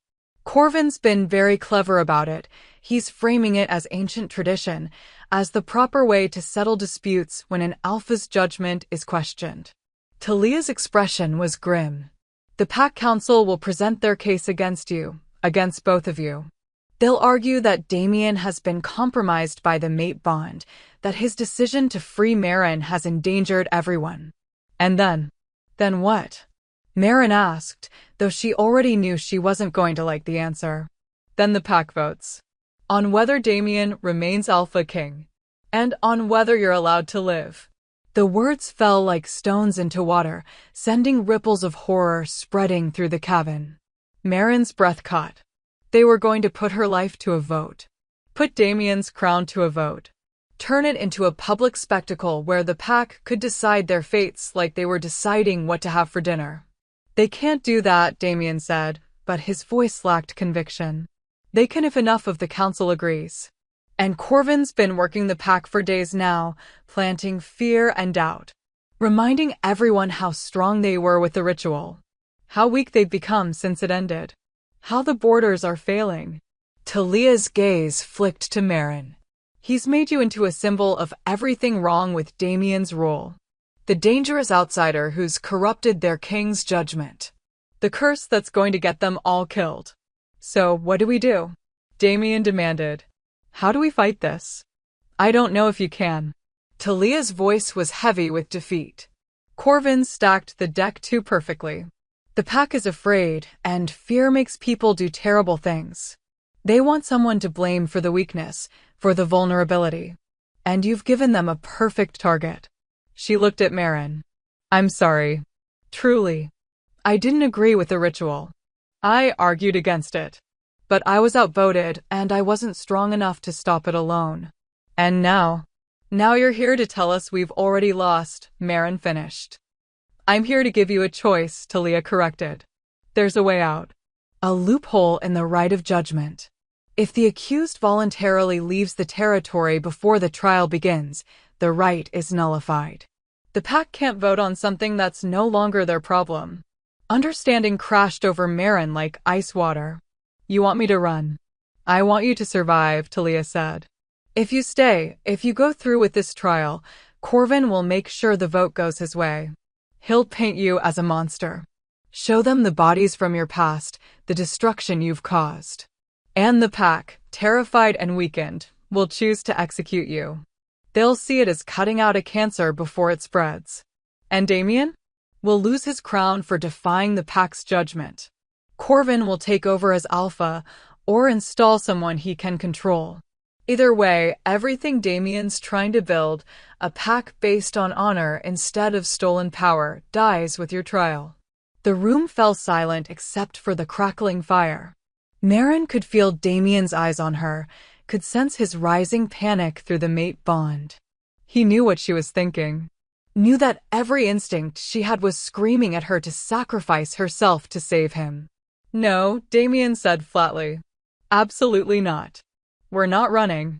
We're not giving them what they want. What they want is for this to be over, Talia said.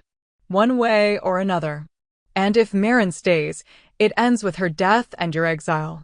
If she leaves. If I leave, Corvin wins, Marin interrupted. He proves that threatening me is an effective way to control Damien. He sets a precedent that the Alpha King can be manipulated through his mate. And every future leader will know they're vulnerable to the same tactics. Talia blinked, surprised. You've thought about this. I've spent 5 years being used as a tool. I know how these games work. Marin's voice was steadier than she felt. This isn't really about me being dangerous. It's about power. About who controls the pack. Corvin wants his authority back, and I'm just the excuse he's using to get it. Exactly, Damien said, relief flooding his features. Which is why we stay and fight. With what? Talia challenged. Corvin has the council, has the fear of the pack on his side, has framed this perfectly so you look like the villain. What could you possibly present at the trial that would change their minds? Marin looked at Damien. At this man who'd broken chains for her, who'd risked everything to save someone everyone else had written off as expendable. The mate bond hummed between them, and through it she felt his absolute conviction. He would fight for her until his last breath, would burn the world before letting them take her. But conviction wasn't enough. Not against Corvin's calculated manipulation. I don't know yet, Marin admitted. But running isn't the answer. If I leave, I'm proving them right. Proving I'm too dangerous, too cursed, too much of a problem to exist in civilized society. And I'm done doing that. Done letting other people define who I am. Even if it costs you your life? Even then. Marin's hands clenched into fists. Because some things are worth dying for. And being seen, truly seen for who I am instead of what they've made me, is one of them. Talia studied her for a long moment. Then slowly, something shifted in her expression. Respect, maybe. Or recognition of a kind of courage the elder hadn't expected from someone so broken. There might be one thing, Talia said carefully. Something that could shift the narrative. But it's dangerous. And it requires you to trust me. Why should we? Damien asked. You were part of the ritual. Part of the council that tortured her. Because I'm tired of being complicit in cruelty, Talia said simply. Because I've watched Corvin consolidate power for years, watched him twist the old ways into justification for increasingly horrible acts, and I've been too afraid to stand against him. But you, she looked at Marin, you stood against 5 years of torture and didn't break. If you can be that brave, I can at least try. What's your plan? Marin asked. Talia glanced at the door, as if afraid someone might be listening. Then she leaned in close, her voice dropping to barely above a whisper. The right of judgment allows for a champion. Someone to speak on behalf of the accused. to present evidence and testimony that might sway the pack's vote. She paused. It's traditionally someone from the pack, someone respected. But the old laws don't actually specify that. Just someone who the accused trusts to represent them truthfully. And you're volunteering? Damien's skepticism was clear. No. I'm too tainted by association with the council. The pack wouldn't listen to me. Talia's eyes met Marin's. But there's someone they would listen to. Someone who knows the truth about the silver flame bearers, about the prophecy, about what Marin truly represents. Sable, Marin breathed. Grandmother Sable, Talia confirmed. If she stands as your champion, if she testifies to your bloodline's purpose and your power's true nature, the pack might question Corvin's narrative. It's not guaranteed, but it's a chance. Will she do it? Damien asked. I don't know. She's remained neutral for years, refused to take sides in pack politics. But Talia looked at Marin again. She came to you at the Moon Shrine. She told you who you were. Maybe that means she's finally ready to act. It was a thin thread of hope. Barely anything at all. But it was more than they'd had a moment ago. How do we reach her? Marin asked. I can carry a message. But it needs to be from you. Something that will convince her you're worth the risk of opposing Corvin. Talia pulled out another piece of parchment and a small stick of charcoal. Write to her. Tell her why you're staying. Why this fight matters. And pray to the goddess she agrees to help. Marin took the parchment with shaking hands. What could she possibly say that would convince an ancient elder to stand against the council? What words could capture everything that was at stake? She looked at Damien. At the man who'd seen her at her worst and chosen to stay anyway. At the king who'd put her life above his crown. At her mate, her partner, her anchor in a world that had always been hostile. And then she began to write. Not with flowery language or careful political maneuvering. Just the truth. Raw and simple and real. When she was done, she folded the parchment and handed it to Talia. Will this be enough? I don't know, Talia admitted. But it's honest. And sometimes that's all we have. The elder left as quietly as she'd come, disappearing into the forest with Marin's letter clutched in her hand. The cabin felt emptier after she'd gone, the walls closing in with the weight of tomorrow's trial. Damien pulled Marin into his arms, holding her like he could shield her from what was coming through sheer force of will. Whatever happens tomorrow, we face it together. Together, Marin agreed. But as she stood there in the circle of his embrace, feeling the mate bond pulse with fear and determination and desperate hope, Marin couldn't shake the feeling that tomorrow night would change everything. One way or another, the trial would end with blood. She just prayed it wouldn't be hers. The full moon rose over the packlands like a judge taking the bench. Marin stood at the edge of the gathering grounds, watching hundreds of wolves filter in from every corner of the territory.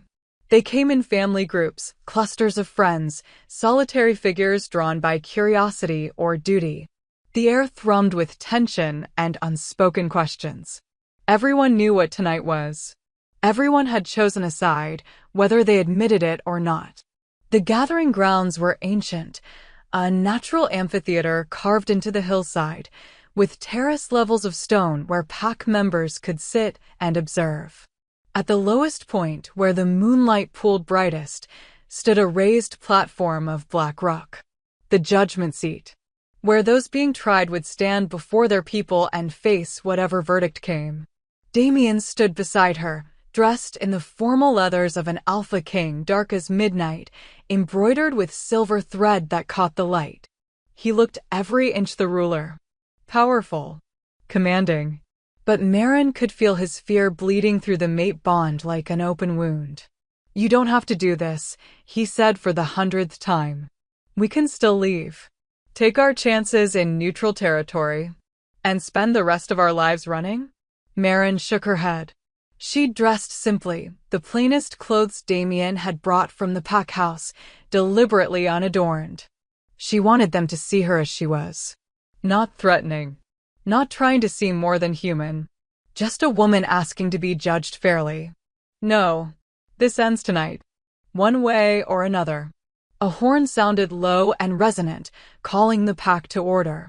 The murmur of conversation died as all eyes turned toward the platform. Corvin emerged from the crowd, flanked by 6 other elders. He wore ceremonial robes the color of dried blood, and his expression was carved from stone. By the ancient laws, Corvin's voice carried across the grounds without shouting, "I call this rite of judgment to order. We gather beneath the full moon to determine the fate of our Alpha King, Damian Blackwood, and the rogue known as Marin, who claims to be his mate." Claims. Not is. Already Corvin was planting doubt, making their bond seem questionable. The charges, Corvin continued, are as follows: that Alpha Damian Blackwood has prioritized personal desire over pack safety. That he destroyed a ritual which protected this territory for 5 years, leaving us vulnerable to attack. That he harbors a dangerous rogue with a history of destruction and death. And that his judgment has been compromised to the point where he can no longer lead effectively. Each charge fell like a hammer blow. Around the amphitheater, heads nodded. Whispers spread. Marin could see the fear in their faces, could practically smell the anxiety rolling off the crowd in waves. "The accused may approach," Corvin said, his eyes gleaming with triumph. Damian took Marin's hand, squeezing once. Then together they walked down the stone steps to the platform. Every eye tracked their movement. Every breath seemed to hold as they took their positions at the judgment seat's center. "Who speaks for the accused?" Corvin asked, following the ritual formula. Silence. Marin's heart sank. Talia had promised to find Sable, to convince her to serve as champion. But the clearing was empty except for the elders and the watching pack. Had Sable refused? Or had Corvin gotten to her first, convinced her to stay neutral? No one. Corvin's smile was predatory. Then by default, the council's testimony will stand unchallenged, and we may proceed directly to, "I speak for them." The voice came from the back of the amphitheater, strong and clear despite its age. The crowd parted like water as Grandmother Sable made her way down the steps. She moved slowly but with absolute dignity, her white braid hanging over one shoulder, her simple dress somehow more impressive than Corvin's elaborate robes. Relief flooded through Marin so intensely her knees nearly buckled. Damian's grip on her hand tightened, the only sign of his own overwhelming gratitude. Sable reached the platform and turned to face the pack. "I am Sable Moonwhisper, eldest of this pack, keeper of the old ways. I claim the right of champion for Marin and Alpha Damian Blackwood." Corvin's expression darkened. "You've remained neutral in pack politics for 30 years. Why break that now, old woman?" "Because 30 years ago, I made the mistake of staying silent when I should have spoken," Sable replied. "I watched the council twist our traditions into justifications for cruelty. Watched them convince good wolves that torture was necessary for survival. I thought if I stayed out of it, if I preserved the ancient knowledge without interfering, I was honoring my role as elder." Her voice hardened. "I was wrong. Silence in the face of injustice is complicity. And I will not make that mistake again." A murmur rippled through the crowd. Sable had respect, decades of it, earned through wisdom and impartial counsel. Her choosing a side was significant. "Very well," Corvin said tightly. "Let the trial begin. I will present the council's case first." What followed was masterful and horrifying. Corvin painted a picture of Marin as a walking catastrophe, dredging up every detail of her past he could find. He told the pack about her parents' deaths, about the pack house that burned, about the uncontrolled magic that killed indiscriminately. He made it sound like everywhere she went, destruction followed. Then he pivoted to the ritual. Explained how it had kept them safe, made them strong, protected them from enemies. Conveniently left out the part where it required torturing an innocent woman. Made it sound like they'd simply been harnessing wild magic that would have been dangerous anyway. And now, Corvin said, building to his conclusion, our borders fail. Our strength wanes. Rival packs circle like sharks scenting blood in the water. All because one man, he gestured at Damien, decided his personal desires mattered more than the safety of hundreds. Decided one rogue woman was worth sacrificing everything we've built. He let that sink in. Let the fear work its way through the crowd. I propose, Corvin continued, that we show mercy. Let the Alpha King step down peacefully. Let him keep his life, but surrender his crown to leadership that will prioritize pack survival. And let the rogue leave our territory, alive, unharmed, free to find her fate elsewhere.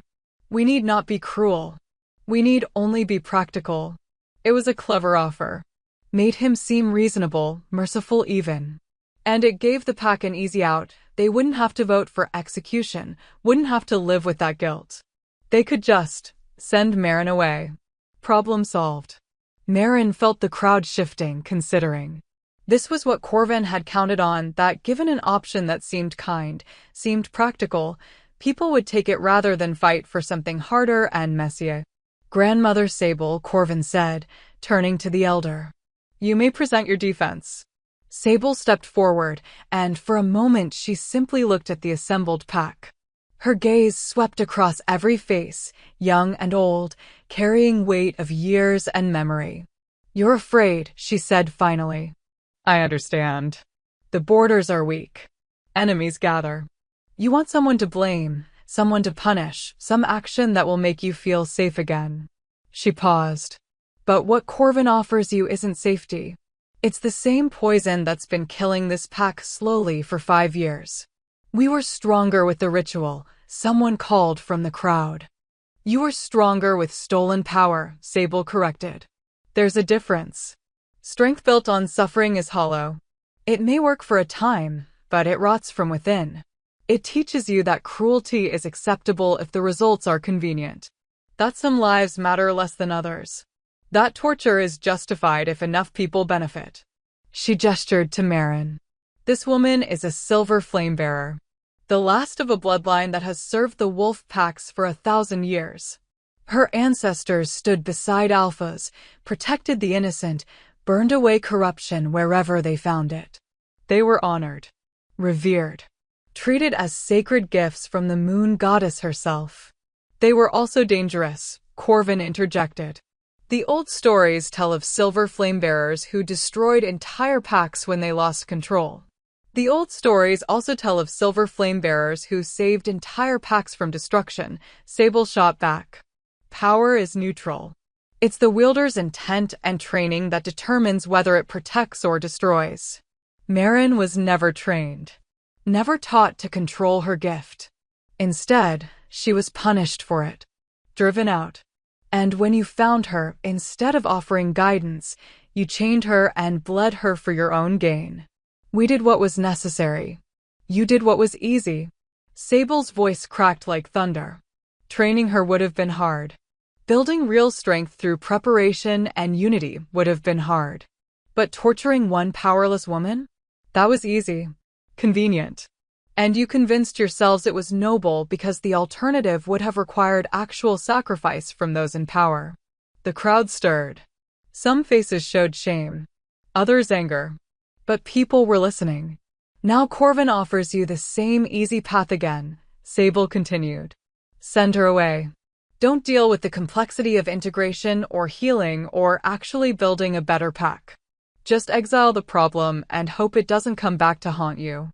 She shook her head. But easy choices now lead to hard consequences later. And if you choose fear over courage tonight, you'll regret it. Pretty words, Corvin said coldly. But they don't change facts.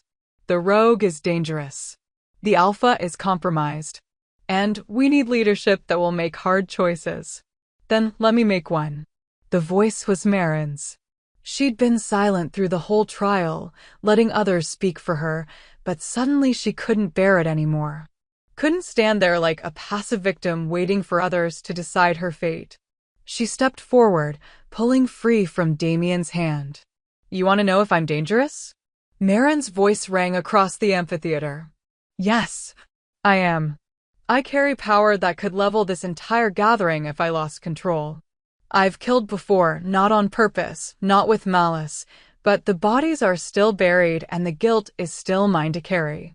She could see Corvin's satisfaction. She was confirming his narrative. "But here's what he's not telling you," Marin continued. "That power? It was meant to protect you. All of you. The silver flame doesn't choose bearers at random.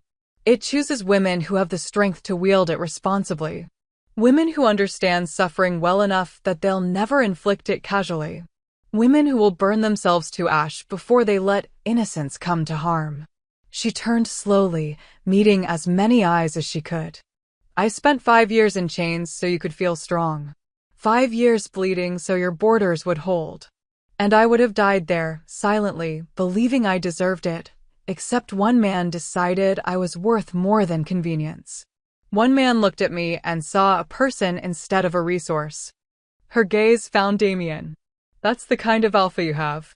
One who will risk everything, his crown, his life, his pack's approval, to do what's right instead of what's easy. And you're seriously considering replacing him with people who think torture is an acceptable leadership strategy. Because he's weak," Corvin spat. "Compromised by the mate bond." "The mate bond doesn't make him weak," Marin interrupted. "It makes him accountable. Makes him understand that every decision affects real people with real lives. Makes him remember that power without compassion is just tyranny with better marketing." She took a breath, steadying herself. "You can vote to exile me. You can vote to strip Damien of his crown. You can choose the easy path and hope everything works out. But you'll be choosing fear over integrity, convenience over courage. And in 10 years, when your children ask why the pack stands for nothing, why your borders are defended by cruelty instead of strength, you'll have to explain that you had a chance to be better and you chose comfort instead." Silence fell over the amphitheater. Marin could feel hundreds of eyes on her, weighing her words, measuring her sincerity. Then the attack came. It happened so fast that later, Marin could never quite piece together the sequence. One moment she was standing on the platform, the next moment something slammed into her from behind, claws raking across her back, teeth snapping at her throat. Damien roared, shifting mid-leap, his wolf form massive and golden-eyed. But there were more attackers, wolves in the crowd who'd been waiting for this moment, who'd been planted by Corvin to create chaos if the vote wasn't going his way. Marin hit the ground hard, pain exploding across her shoulders where claws had torn through cloth and flesh. Her attacker, a huge brown wolf with scarred muzzles, lunged for her throat again, and pure instinct took over. The silver flame erupted. Not controlled. Not careful. Pure defensive power that detonated outward in a wave of white-hot fire. Her attacker flew backward with a yelp, singed. 3 other wolves who'd been closing and scattered, yelping as flames licked at their paws.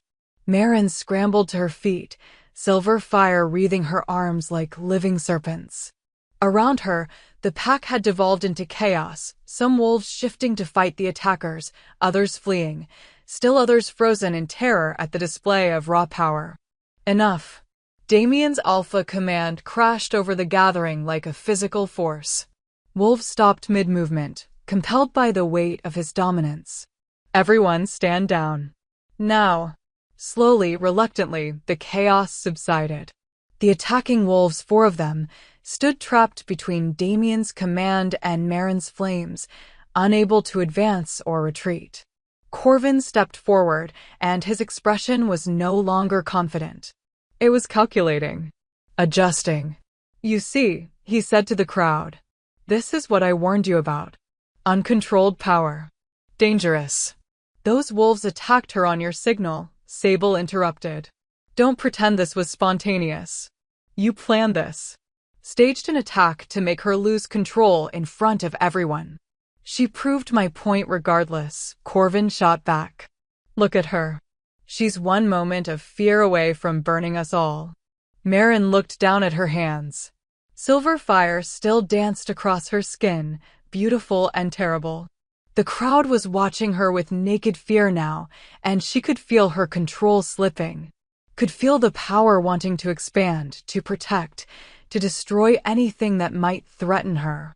This was it. The moment that would define everything. She could let the fear win, let the power rage out of control, prove every terrible thing they believed about her. Or she could choose. Maren closed her eyes, reached deep inside herself, past the panic and the pain, to the core of power that pulsed in time with her heartbeat. She thought of Damien's words, "It's not foreign. It's yours." She thought of Sable's testimony about her ancestors, about women who'd carried this power with honor. She thought of the vision at the moon shrine, herself standing tall, flames controlled, protecting instead of destroying. And slowly, deliberately, she pulled the fire back in. It fought her, wanted to burn. But she was stronger than her fear now, stronger than her trauma. The silver flame retreated, dimming from blazing inferno to gentle glow to nothing at all. Her hands returned to normal human flesh. When she opened her eyes, the entire pack was staring at her in stunned silence. "I am not your curse," Maren said quietly. "I am not your sacrifice. I am a woman with power I didn't ask for and a past I can't change. But I am choosing right now, in front of all of you, to use that power to protect instead of destroy. To stand with you instead of against you. To be part of this pack if you'll have me." She turned to Corvin. "You wanted me to lose control. To prove I'm the monster you've made me out to be. But I'm not. And deep down, you know that. This was never about safety. It was about you maintaining power by keeping everyone afraid." "The vote," Corvin said through gritted teeth. "We proceed to the vote." "Yes," Sable agreed. "Let the pack decide.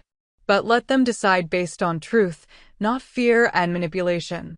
The horn sounded again. Time for judgment. All those in favor of exiling Maren and removing Alpha Damien from his position, Corvin called out, "Stand to the right." For a long, terrible moment, no one moved. Then slowly, figures began to rise. Older wolves mostly, ones who'd benefited from the ritual's power. A handful of younger ones who were too afraid to choose differently. Maren counted maybe 80 out of the several hundred gathered. All those opposed, Corvin continued, his voice tight, "Stand to the left." More movement. Families shifting, groups forming. Warriors who'd seen Maren control her power when she could have let it destroy. Young wolves who were tired of fear-based leadership. Mothers who'd watched the trial and seen a woman fighting for her right to exist. When everyone had chosen, the divide was clear. Maybe 2/3 of the pack stood on the left. In favor of Maren and Damien. Against exile. Corvin's face went through several expressions: shock, rage, calculation. The vote is corrupted. They're voting based on spectacle, not reason. They're voting based on courage instead of fear, Sable interrupted. Which is more than you've shown in years. This isn't over, Corvin snarled. It is, Damien said, stepping forward. His voice carried absolute authority. The pack has spoken. I remain Alpha King. Maren is recognized as Luna. And you, he looked at Corvin and the elders who'd supported him, you're removed from the council, effective immediately. Your crimes will be reviewed, and if I find you had anything to do with staging that attack, you'll answer for attempted murder. You can't. I absolutely can. I'm the Alpha King. Try to challenge me properly and see what happens. For a moment, Corvin looked like he might do exactly that. Might shift and lunge and force the confrontation into physical combat. But even rage couldn't overcome the reality. He was old, and Damien was in his prime. A fight would end badly. Corvin turned and stalked from the amphitheater, taking his supporters with him. The threat of future problems was clear in his rigid spine, but for now he was beaten. The remaining pack surged forward, not threatening but curious. Wanting to meet their Luna, to see the woman who'd stood trial by fire and emerged unbroken. Maren found herself surrounded by faces, some wary, some welcoming, all adjusting to a new reality. Damien's hand found hers, anchoring her through the chaos. Through the bond, she felt his pride, his relief, his overwhelming love. You did it, he murmured against her ear. You incredible, stubborn, magnificent woman, you actually did it. We did it, Marin corrected. Together. And as the full moon reached its apex overhead, bathing the packlands in silver light, Marin finally let herself believe it. She was free. She was home. And she was finally enough. 3 weeks passed before Marin truly understood what she'd won that night.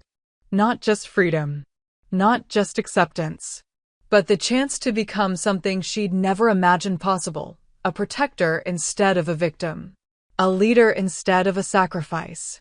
A woman who stood beside her mate as an equal, not a burden to be hidden or a weapon to be controlled. The pack's borders held. Not because of stolen power or ritual magic, but because Marin walked them every night with Damien at her side. The silver flame didn't drain her now, it flowed through her like breathing, natural and controlled. When rival scouts approached, they saw her standing at the territory line, fire dancing harmlessly along her arms, and they turned back.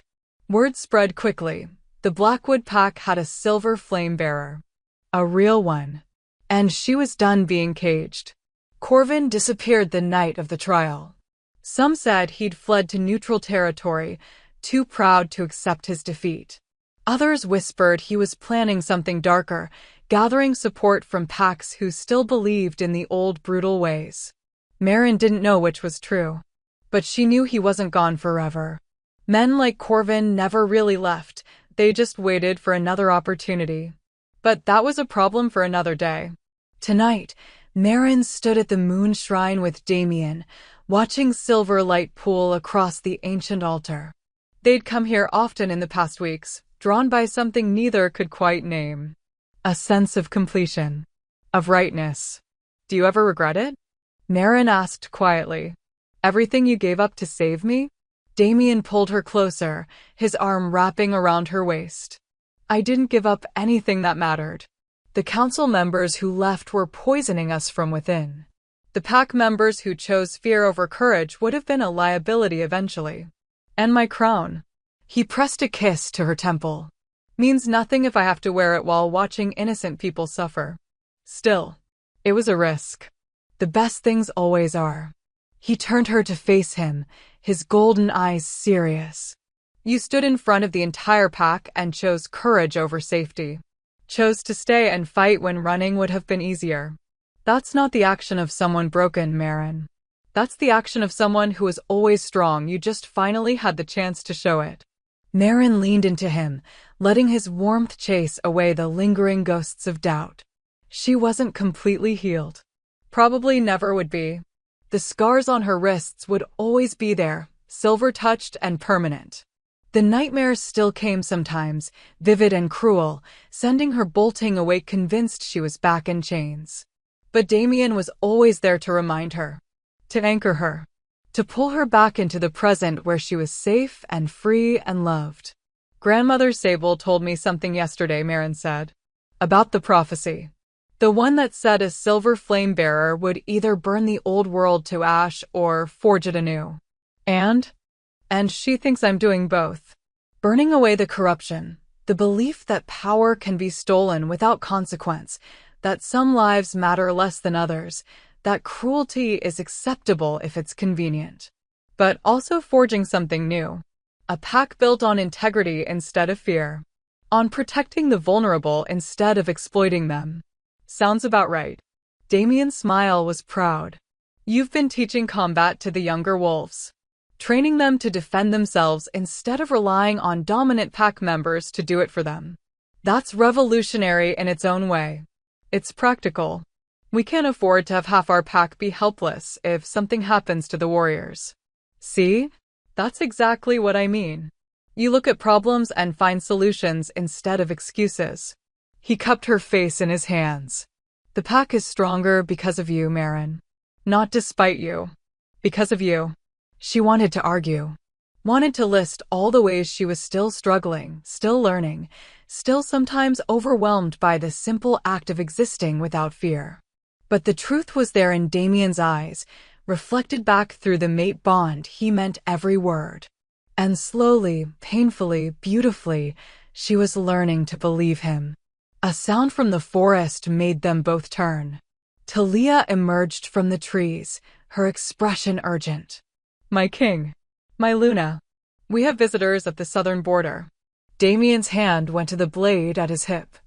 "Who?" "A delegation from the Ironwood Pack. They're asking to speak with the Silver Flamebearer." Talia's gaze found Marin's. "They say they have others like you. Women with old magic who've been contained. They want to know if the rumors are true. If you really freed yourself. If there's hope for the ones still in chains." Marin's breath caught. Other women. Other Silver Flamebearers or similar bloodlines, trapped the way she'd been trapped. Suffering the way she'd suffered. And they were reaching out, daring to hope that maybe freedom was possible. She looked at Damien. Saw her own determination reflected in his face. "Tell them we'll meet them," Marin said. "Tonight. At the border. And tell them the chains are broken. And we're coming to help break theirs too." Talia nodded and disappeared back into the forest. Damien took Marin's hand, threading his fingers through hers. "You know what this means. If we help them, we'll be interfering in other packs' business. Could start a war. I know. We might make powerful enemies. Alphas who see their control threatened. I know that too. And you still want to do this?" Marin looked at the moon shrine, at the altar where her ancestors had stood and made oaths to protect the innocent. At the silver veins still glowing softly in response to her presence.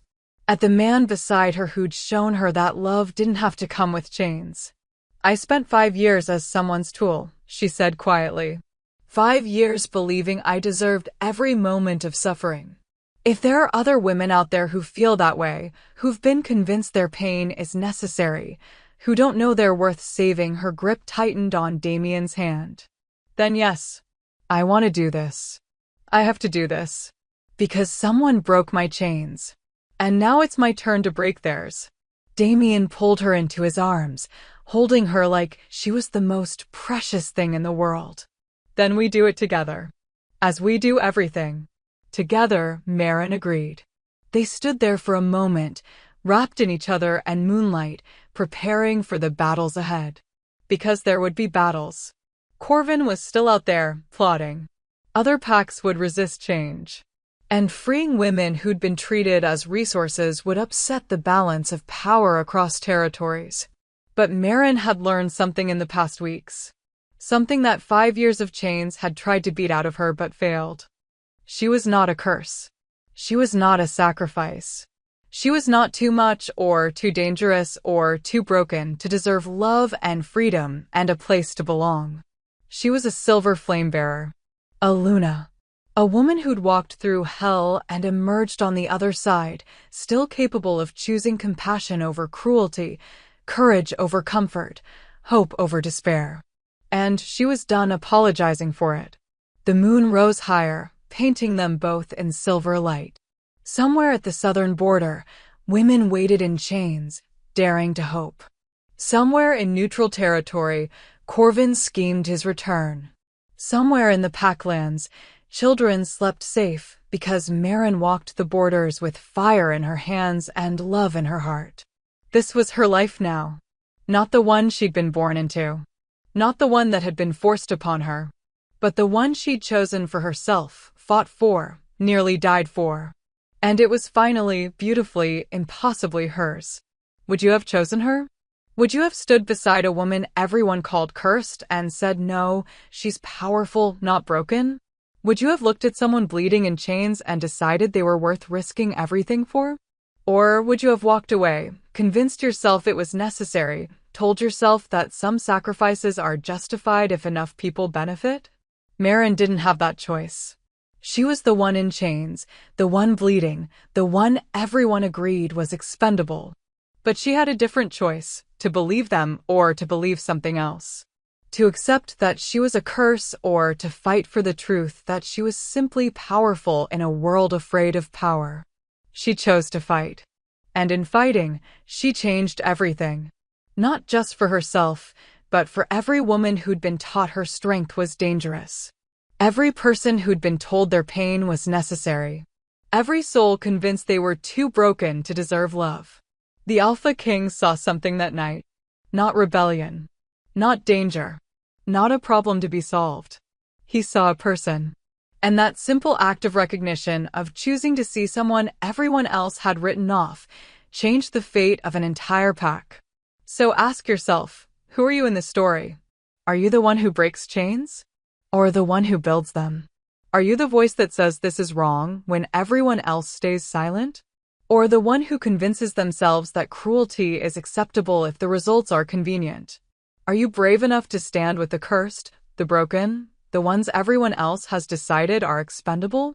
Because here's the truth the council didn't want you to know. The cursed ones, the broken ones, the ones everyone thinks are too much or too dangerous or too different, they're not problems waiting to be solved. They're revolutions waiting to happen. And when you give them a chance to burn bright instead of burning out, they don't just save themselves. They save everyone. If this story lit something inside you, if it made you feel seen or understood or reminded you that being powerful doesn't make you a curse, then subscribe to Shayla's Romance Library. Because here, we tell tales that burn. Stories about women who refuse to be caged. About men who choose honor over convenience. About mates who break each other's chains instead of building new ones. About power used to protect instead of destroy. About the kind of love that doesn't demand you be smaller, quieter, safer, but celebrates exactly how much fire you carry. We tell stories about the cursed, the broken, the too much women who everyone else gave up on. And we show them becoming queens, warriors, saviors, legends. We tell stories where soft and strong aren't opposites. Where trauma doesn't make you unlovable. Where survival is just the beginning, not the end. We tell stories that remind you, you're not too much. The world is too small. And the right person will look at your fire and say not you're dangerous, but you're magnificent. Hit that subscribe button. Join the pack. Because the best stories aren't the ones that play it safe. They're the ones that dare to burn. This story belongs to you now. To everyone who's ever been told they were too much. Too broken. Too dangerous to exist free. You're not a curse. You're a revolution. And the world better be ready.